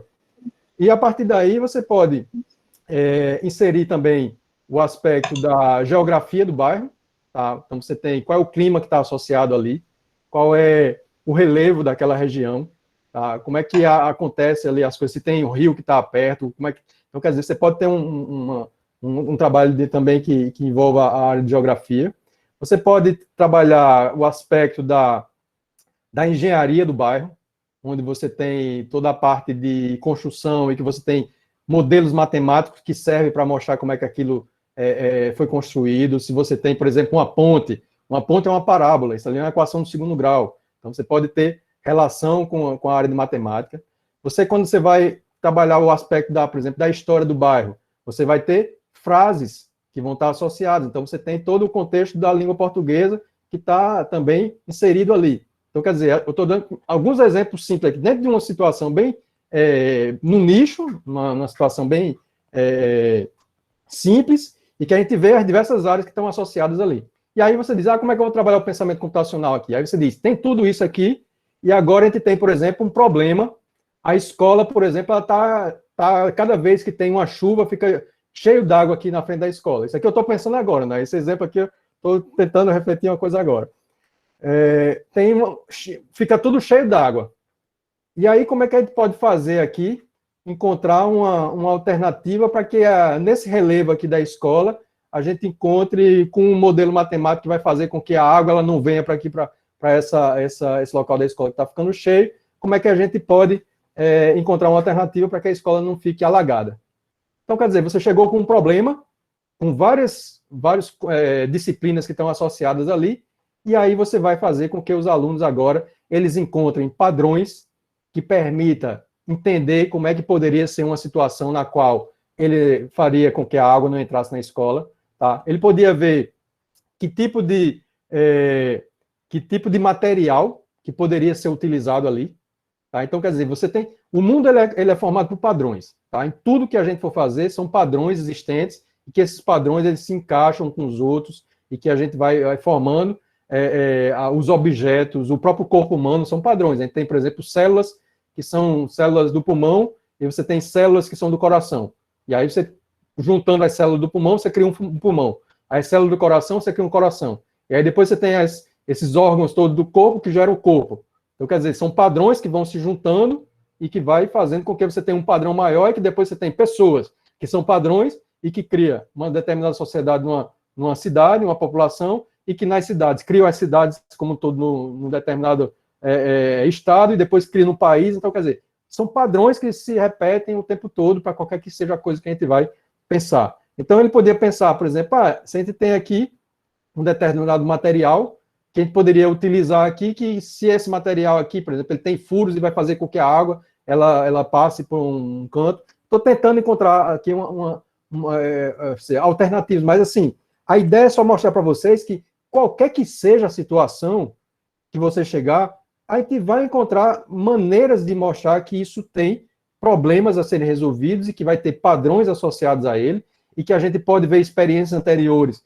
e fazer abstração dessas experiências anteriores para que a gente possa reutilizar aquilo que pode ser interessante para um problema novo que a gente está resolvendo, certo? E aí você vai ver que os padrões relacionados às habilidades do pensamento computacional estão todos associados ali, e que para que você possa colocar isso tudo em prática, você vai colocar numa forma de um algoritmo. Tem uma sequência de passos que vai ser utilizado para que você coloque uma solução em prática. Então, quer dizer, você envolve todas aquelas habilidades que estão associadas ali e que vai estimular a crítica, vai estimular a criatividade, tá? Vai estimular você desenvolver uma inovação em relação àquilo que provavelmente talvez não tenha até uma solução ali, vai criar uma coisa nova. Então, quer dizer, você estimula, e quando você trabalha de forma, os alunos em conjunto com o professor, vai estimular a colaboração, vai fazer com que eles se exponham, com que eles consigam falar e mostrar para os outros aquilo que eles pensam, então, se expor ponto de vista, vai fazer com que as parcerias elas se criem. Então, quer dizer, você envolve muitas habilidades que são importantes, uma coisa bem simples,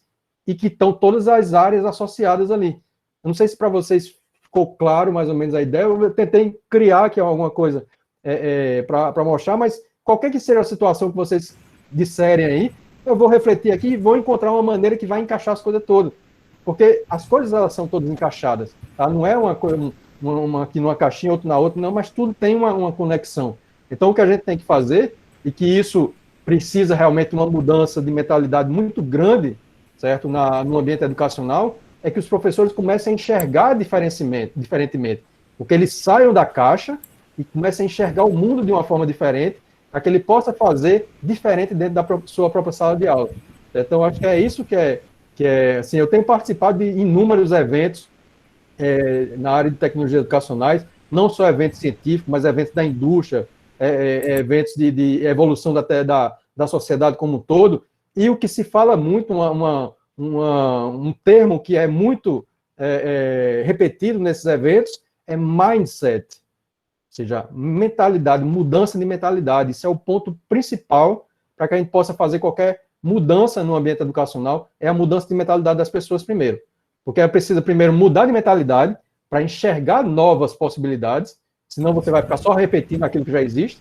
E segundo, uma vez que você muda de mentalidade, aí você tem que mudar de atitude para fazer diferente, e sair da zona de conforto, como Cláudia disse ali na fala dela, até antes da pandemia a gente estava na zona de conforto, e agora a pandemia tirou a gente da zona de conforto, então a gente precisa realmente sair da zona de conforto para fazer diferente, então é uma mudança de atitude.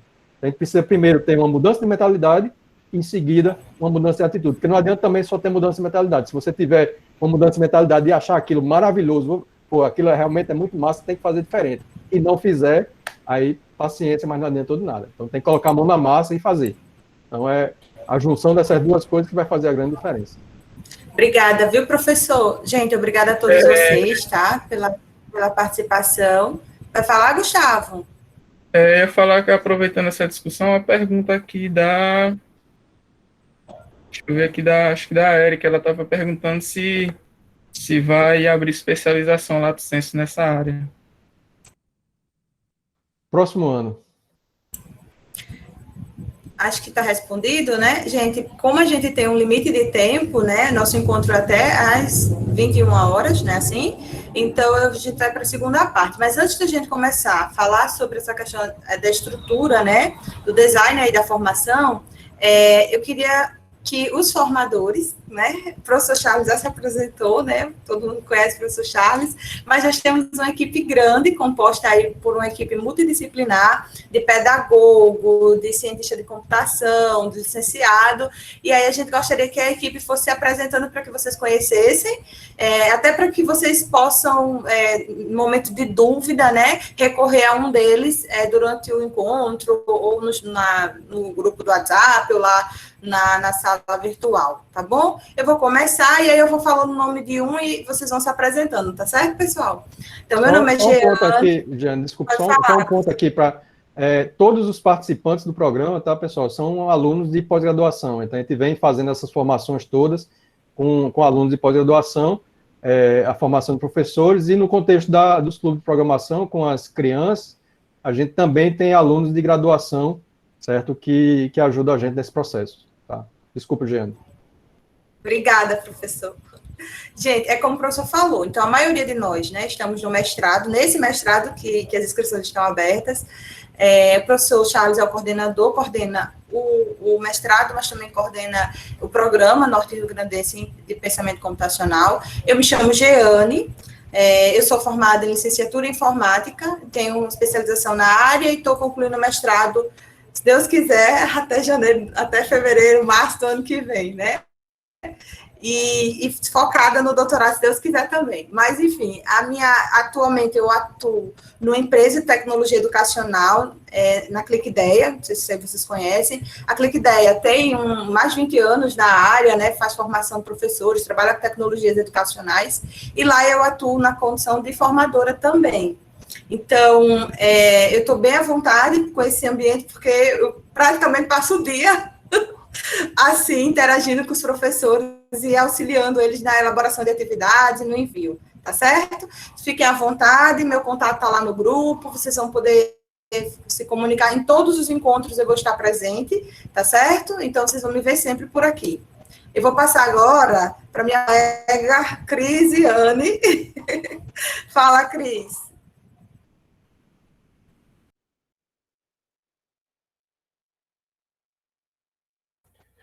Cris, o microfone está desligado. Desculpa.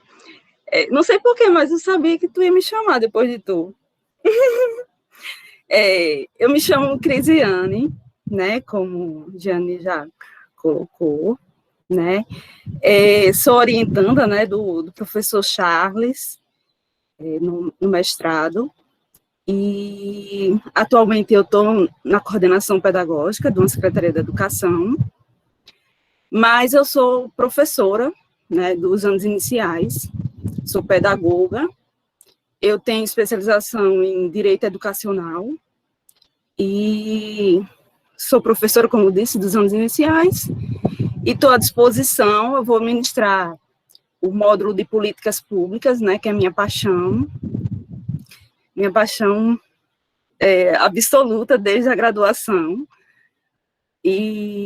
mas também vou estar com vocês até o final, né, do Pensa, vou estar auxiliando também no que vocês precisarem, no que eu puder ajudar, eu vou estar à disposição também, tá bom?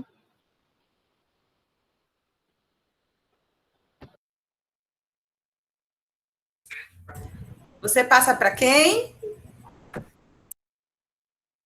Ah, não sabia que era dinâmica, era essa. Tá, vou passar para a Neide. Já eu não achava que ela fosse me chamar logo de cara. Mulher para mulher, né? Oi, gente, boa noite.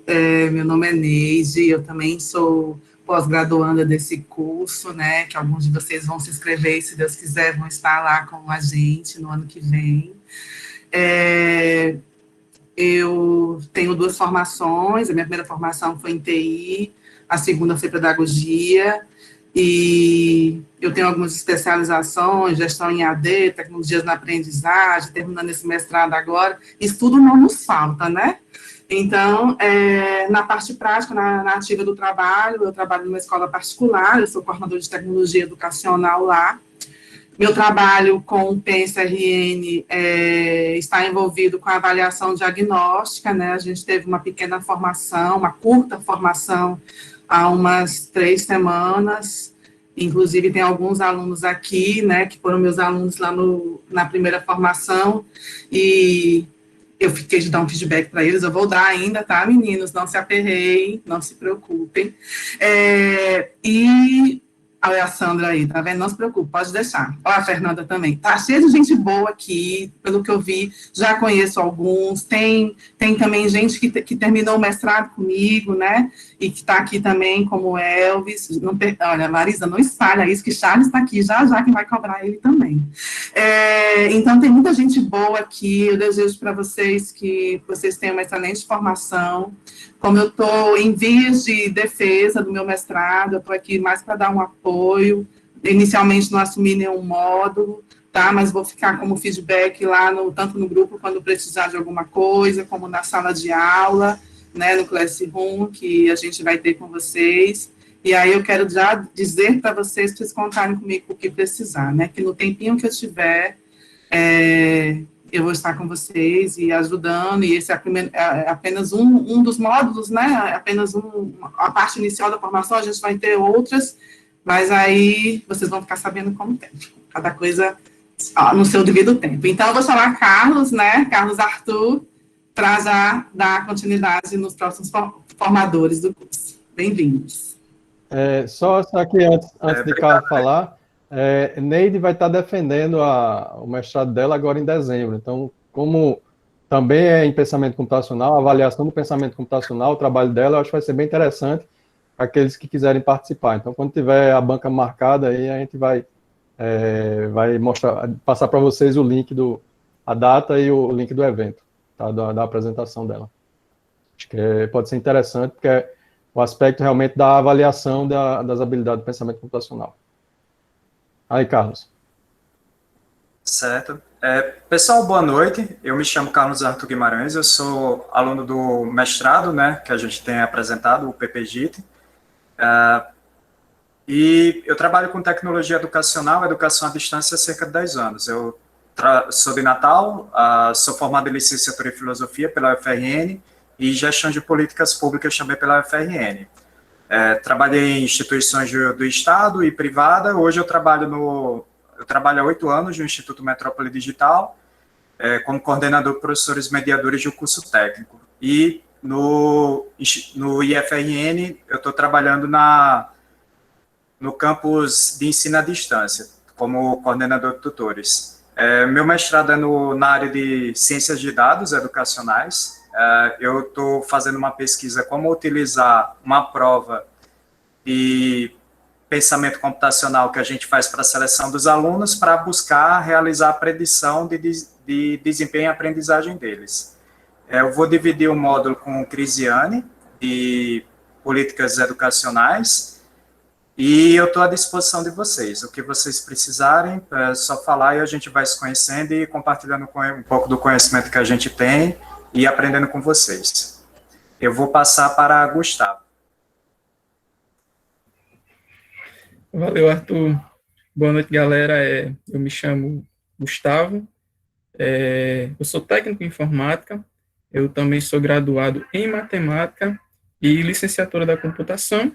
A minha especialização é no campo da transdisciplinaridade. E eu acho que é importante falar aqui para vocês que ano passado, assim como vocês estão sendo agora, eu fui aluno, né, desse curso, né, dessa formação em pensamento computacional, e consegui, né, ingressar no mestrado. Espero ver alguns de vocês também, né, nessa mesma condição, no ano que vem. Tanto eu quanto o Josiel também, nós somos alunos desse curso, tá bom? Agora eu vou passar a palavra para Josiel. Boa noite, pessoal. Eu sou Josiel Moreira. Assim como o Gustavo falou, participei como aluno, né, ano passado desse curso e ajudou bastante, né, no processo de seleção para entrar no mestrado. Eu tenho 2 formações, uma em pedagogia e uma em engenharia de software. Eu também tenho uma especialização em tecnologias educacionais. E atualmente eu trabalho como professor da rede do município de Parnamirim, aqui próximo a Natal, nos anos iniciais, né, do ensino fundamental. Inclusive, tem até umas colegas aqui participando, da Artei, Piedade, que trabalham comigo. E é isso aí. Espero que próximo ano vocês também estejam nessa condição, que eu e o Gustavo, né, estamos. Participem do processo de seleção, que é um curso bem interessante. É isso. Mais alguém? Acho que só, né, Josiel? Nós temos ainda outros formadores, eles não estão aqui presentes, porque inclusive já deram cursos esses dias, e aí estão um pouquinho quietinhos lá, descansando, então, por isso que eles não estão aqui hoje. Arthur, por favor, tem como você compartilhar a apresentação? Gente, eu vou ser o mais breve, eu vou falar assim, tentar ser o mais breve possível, mas eu gostaria que, à medida que vocês forem tendo dúvidas, vocês vão falando, que eu vou tirando no decorrer da apresentação, tá certo? Por favor, quem precisar sair, coloca aí, porque a gente precisa passar essas informações, e nós temos uma avaliação do encontro síncrono. Então, todo encontro síncrono, vocês não podem sair sem fazer a frequência, porque ela será, a gente também, é um critério dessa formação, a frequência de vocês, tá certo? Ok? Então, não saiam, porque a gente vai colocar o link da frequência quando faltar 5 minutinhos para finalizar o encontro. Conseguiu, Arthur? Por favor.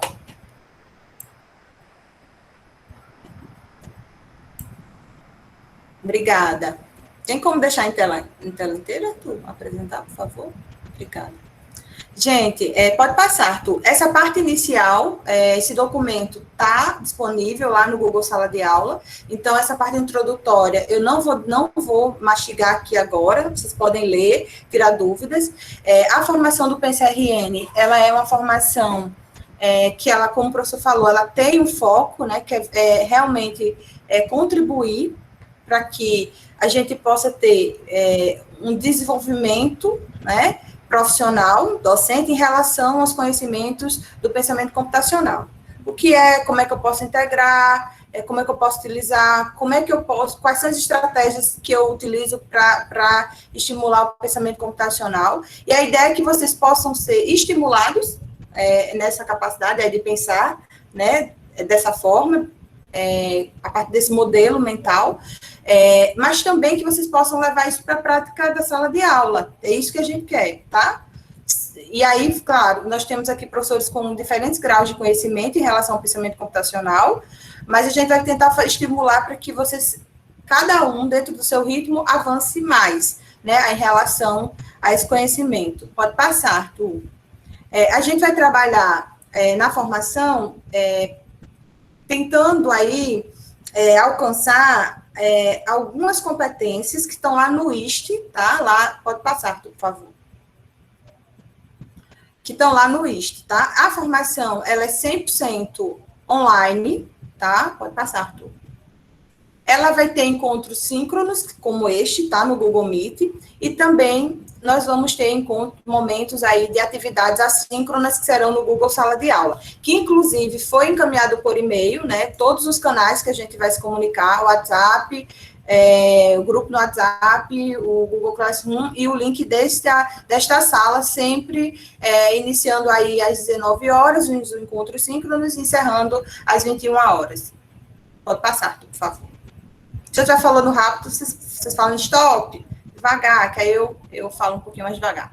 Inicialmente, gente, nós temos uma estrutura de módulo composta por 2 módulos. Um primeiro, certo? Que é este que a gente vai ter agora, certo? Que é o módulo 1, que é centrado em computação desplugada. O segundo módulo está aí, mas ele ainda não está fechado, então isso aí pode se modificar tranquilamente. Mas a nossa formação, ela será centrada no módulo 1, que compõe uma introdução de 4 horas, políticas em tecnologias educacionais, pensamento computacional, computação desplugada e um projeto educacional de aplicação na escola. É isso, tá? Totalizando 60 horas. Pode passar, Arthur, por favor.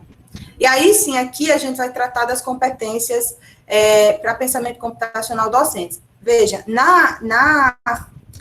no documento da BNC, formação continuada, né? A BNC de formação continuada de professores traz várias competências, né, no âmbito tanto do aspecto profissional, fala de engajamento profissional, e aí ela traz várias competências que o professor precisa desenvolver, tá?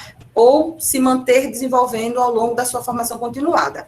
O que nós estamos fazendo? Nós estamos pegando competências específicas, né, docentes, que trazem já o pensamento computacional incorporado a essas competências, algumas dessas competências estão previstas lá na BNC Formação Continuada. Essa correlação a gente vai fazer numa posterior versão desse guia. Nesse momento, o que está explícito aí são as competências que estão lá no IST, né, na Sociedade Internacional de Tecnologia Educacional, que está lá definindo 5 competências, que vai do aprendiz, professor-aprendiz, né, até um professor colaborador, que compartilha, enfim, vai passando, pode passar, Arthur, vai passando 5 competências. Eu não vou, como eu falei, eu não vou falar especificamente de cada um agora, por conta do horário, mas seria importante para vocês saberem que competências são essas que estão sendo estimuladas ao longo desses módulos, tá certo? E aí vocês podem dar uma lida e qualquer dúvida entrar em contato com a gente, tá certo? Mas são competências que visam estimular a aprendizagem da gente sobre políticas educacionais que tratam, que têm relação com o pensamento computacional, currículos que fazem referência ao pensamento computacional, como o professor já trouxe, habilidades relacionadas ao processo de avaliação. Então, tudo isso está relacionado a essas competências que o IST elenca aí para os professores. Tá certo? Tá claro até aqui? Tudo certo? Legal? Tá tudo tranquilo? Beleza. Então, pode passar, Arthur, por favor. Pode ir passando. E aí a gente tem um professor colaborador, né, que colabora, né, que não só já é capaz de elaborar atividades, estimular as práticas em relação aos seus alunos, mas ele também colabora, né, em torno da computação, para que a computação também possa ser disseminada, inclusive até entre seus pares, tá certo? Pode passar, Arthur, por favor. Aí nós temos aí habilidade de pensamento computacional, né? E aí o professor, ele já consegue trazer isso muito fortemente para alunos, mas mais num sentido de criação. Então, o professor é um designer, né? E ele estimula que os alunos também sejam produtores de soluções, tá certo? Basicamente é isso. Que, inclusive, é algo que foi Gisele falou que já faz um trabalho muito parecido com esse, que é quando ela traz aí a produção de aplicativos, né, relacionado ao contexto dos alunos lá, das meninas, né? Não é isso, Gisele? Se eu não falo a memória, foi a Gisele que falou. Legal. Pode passar, por favor. E aí, por fim, nós temos um educador facilitador, né, de aprendizagem, e aí ele também estimula para que isso saia do âmbito aí da realidade dele, né, e que alcance aí os alunos de um modo geral. O que foi que nós fizemos? Pegamos as habilidades que estão relacionadas a cada competência dessa e distribuímos elas ao longo dos módulos, tá certo? Por isso que a gente vai ter pensamento computacional e a gente vai ter contribuição da Neide falando sobre avaliação, certo? Quando a gente for em computação desplugada, a gente vai ver como é que faz para elaborar questões que tratam especificamente que tem relação com a computação desplugada e que pode ser integrado ao nosso saber, né, a nossa área de atuação, no caso, né, seja matemática, história, geografia, enfim, a área de conhecimento de cada um de nós. Pode passar, Arthur, por favor. E aí, em cada módulo, está previsto para vocês, né, o desenvolvimento aí dessas competências. Então, no módulo 1, é o módulo introdutório, esse módulo para a gente conhecer, né, se conhecer o que vem, os recursos, né, disponíveis, chat, testar microfone, relembrar esses conceitos aí do Google Sala de Aula, enfim, e conhecer o PCRN, que acho que isso era fundamental, a gente ver isso na primeira aula. Pode passar, por favor. Gente, a Cris colocou aí já o link da avaliação, da frequência, tá certo? Então, quem quiser já ir fazendo a frequência, pode ficar tranquilo. Agora, eu espero que mantenham aí, fiquem firmes até eu terminar aí de apresentar as informações que são super importantes para vocês ter logo no primeiro encontro, tá bom? Pode passar, Arthur.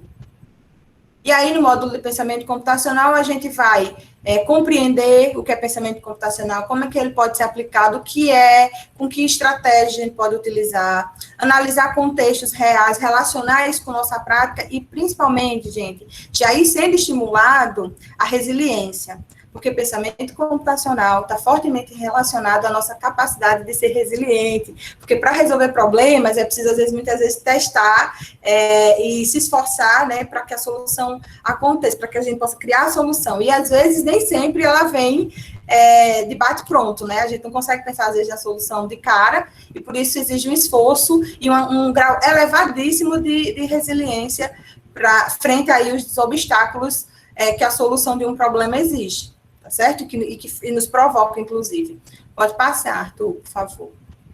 Aí, computação desplugada, a gente vai compreender os conceitos, a gente vai ver como é que a gente pode avaliar a partir do uso de computação desplugada, a gente vai ver, a gente vai estimular para que vocês façam a aplicação dessa computação desplugada, né, como uma habilidade cruzada, né, no conhecimento da área de vocês, né, junto aos estudantes. Pode passar, Arthur, por favor.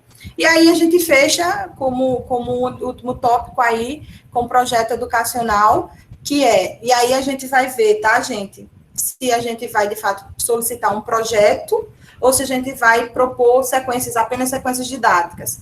Mas um produto final, vocês vão precisar entregar para a gente ao final dessa formação continuada. E aí a gente fala, não é só entregar o produto, mas é a aplicação disso no contexto da realidade de vocês, tá certo? Pode passar, Arthur, por favor. Aí aqui a gente já vai entrar na metodologia. Então, é uma metodologia centrada na colaboração. Então, a gente vai ter trabalhos em grupos. Então, vocês vão se organizar em salas de Google Meet, em grupos de WhatsApp, vocês que vão se organizar, mas vão desenvolver atividades colaborativas, de preferências na qual vocês estejam ativos. Então, nos encontros síncronos também, a gente vai estimular para que essas vivências aconteçam de forma ativa. E sempre pautando aí no processo de criação, para que vocês possam criar, sejam sempre estimulados ao processo de criação. Pode passar, Arthur, por favor. E aí, a avaliação, ela vai ocorrer de forma, vai ser formativa e vai ser em pares. E aí, os grupos serão compostos por 5 componentes, tá certo? Que amanhã a gente vai colocar lá no WhatsApp, no Google Sala de Aula, a lista aí de vocês já encaixados nos respectivos grupos de vocês, tá bom? E aí, vocês vão saber qual grupo e vão tentar aí se organizar, né? Vão se organizar aí como é que vocês vão fazer para desenvolver as atividades de forma colaborativa. Usando o Google Meet, usando o chat aí, usando o fórum, usando o próprio grupo no WhatsApp, criando outro grupo, vocês que vão definir as estratégias de como vocês vão se articular nas atividades. Pode passar, Arthur, por favor. E aí, como é que vai funcionar a avaliação em pares, gente? Eu tenho um grupo 1, tá? Que vai avaliar as atividades do grupo 2. E o grupo 2 vai avaliar as atividades do grupo 1. Por meio de um formulário eletrônico. Então, o professor, o formador aí, né, do tópico, vai falar para vocês, olha, gente, para essa atividade, vocês vão ter que entregar a partir desses critérios. E o que vocês vão fazer apenas professor, essa atividade do grupo 1, atender aos critérios do que o formador solicitou? Sim, totalmente. Não atendeu. Sim, parcialmente. E vão justificar, vão dizer, olha, sim, totalmente, porque foi solicitado isso, foi assim, assim, assado. E essa justificativa não é um componente que vai dar, é o grupo que vai ter que construir, certo? A avaliação do outro grupo. Isso aqui tá claro? Isso aqui é fundamental, tá, gente? Todo mundo entender? Tá claro isso? Que eu, enquanto grupo 1, vou avaliar o grupo 2, o grupo 2 vai me avaliar. Isso vocês vão fazer de forma colaborativa, a partir de reflexão. Além disso, vocês vão fazer uma sugestão de melhoria para aquela atividade que está sendo solicitada, que foi solicitada. Ponto, é isso. Esse formulário de avaliação vai estar sempre disponível, sempre ao final do tópico, os formadores vão colocar lá para vocês fazerem essa avaliação. Tá bom? Pode passar, Arthur, por favor. E aí, gente, é critério para certificação, 75% de frequência nos encontros síncronos e 75% nas atividades realizadas. Como tudo que vocês forem fazer, vocês vão fazer de forma colaborativa, né? Em grupos de 5 pessoas, de até 5 pessoas, então, vocês vão fazer a atividade, mas todo mundo vai ter que linkar a atividade, tá certo? Por quê? Porque acontece, às vezes, a gente colocar 5 pessoas em um grupo e, ao final do curso, só terem 4. Né? Então, a gente já sabe que aquela pessoa, número 4 ali, número 5, que não está mais, não vai ter condições de linkar a atividade. Portanto, ela já vai ter aí, ela já não vai conseguir a certificação, porque ao final do curso, ela provavelmente não vai ter 75% de atividades realizadas. Tudo certo até aqui? Tá claro, pessoal? Sim, não... Tá todo mundo querendo dormir, né? Todo mundo cansado. Pode ir passando. Por favor. Aí aqui a gente traz o cronograma do módulo 1. Alguém falou, vou tentar alguma coisa e eu não consegui ler, tá, gente? Desculpa. E aí aqui é o cronograma dos encontros síncronos. Os encontros síncronos vão acontecer nessas datas e nesses horários. Sempre de 7 às 21 horas. Qual é o horário, hein, gente, dos encontros da gente? Inicia de que horas, hein? Hein, professor Moisés?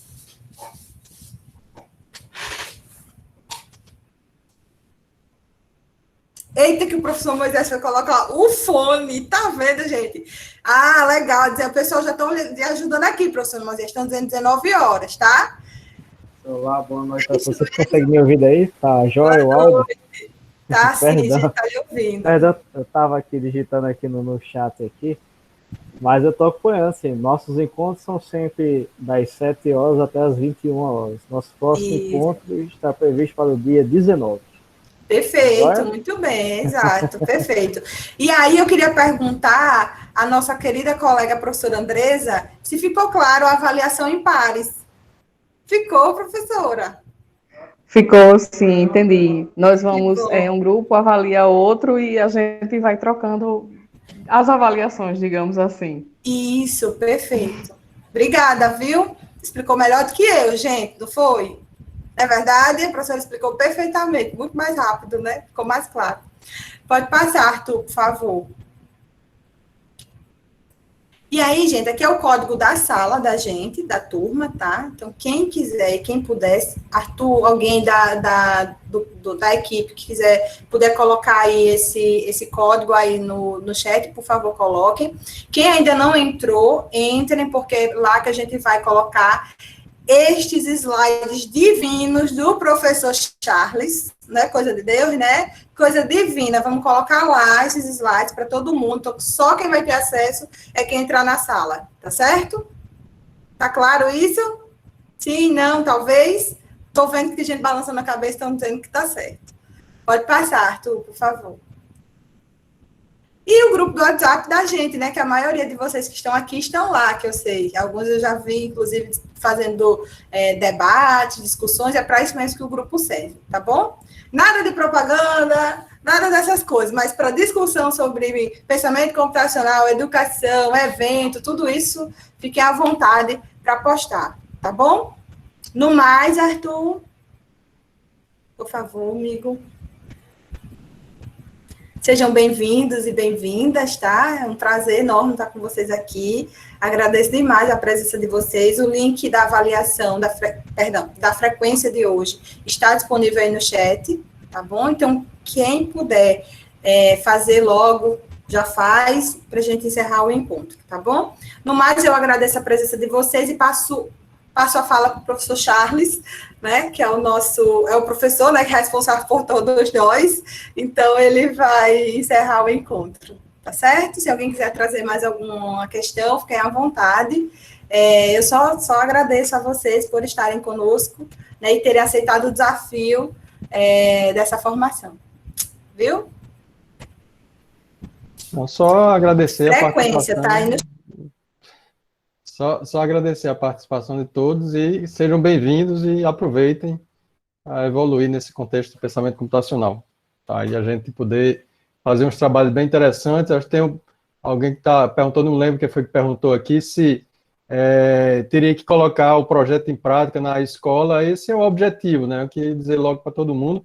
O objetivo da gente nas nossas formações sempre tem um foco muito forte na prática, né? Porque existe um problema muito grande nas formações de professores, é que a gente não coloca aqueles conceitos das formações em prática no dia a dia e muitas vezes a gente adquire um conhecimento na formação e não transpõe esse conhecimento para o dia a dia. Então, a gente tem trabalhado bem nas nossas formações de sempre estimular e muitas vezes até pressionar um pouco as pessoas a colocar em prática no seu dia a dia. Isso é um trabalho que vocês podem perguntar para os alunos aqui do PPGIT, que é algo que a gente tem feito realmente na pós-graduação e que a gente tem trazido essa mesma experiência para os cursos também de extensão. Tá? Porque a gente enxerga que quando a gente coloca a mão na massa, a gente coloca em prática, é quando a gente realmente ganha maturidade e consegue entender como é que a gente pode fazer. Então, se ficar só na teoria, não funciona muito bem. Tá? Então, essa é a ideia, que os projetos sejam colocados em prática, sim. Ok? Então, boa noite a todos. E na terça-feira, quinta-feira, quinta-feira, próximo encontro, né? Isso. Exato.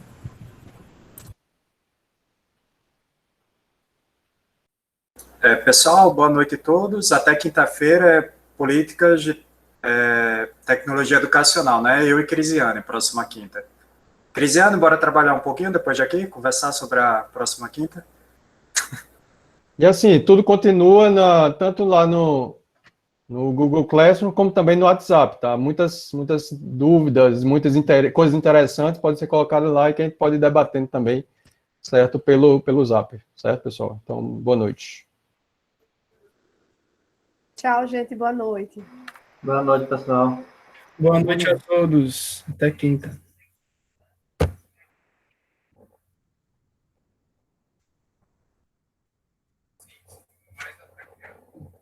Jane, tu falou que queria conversar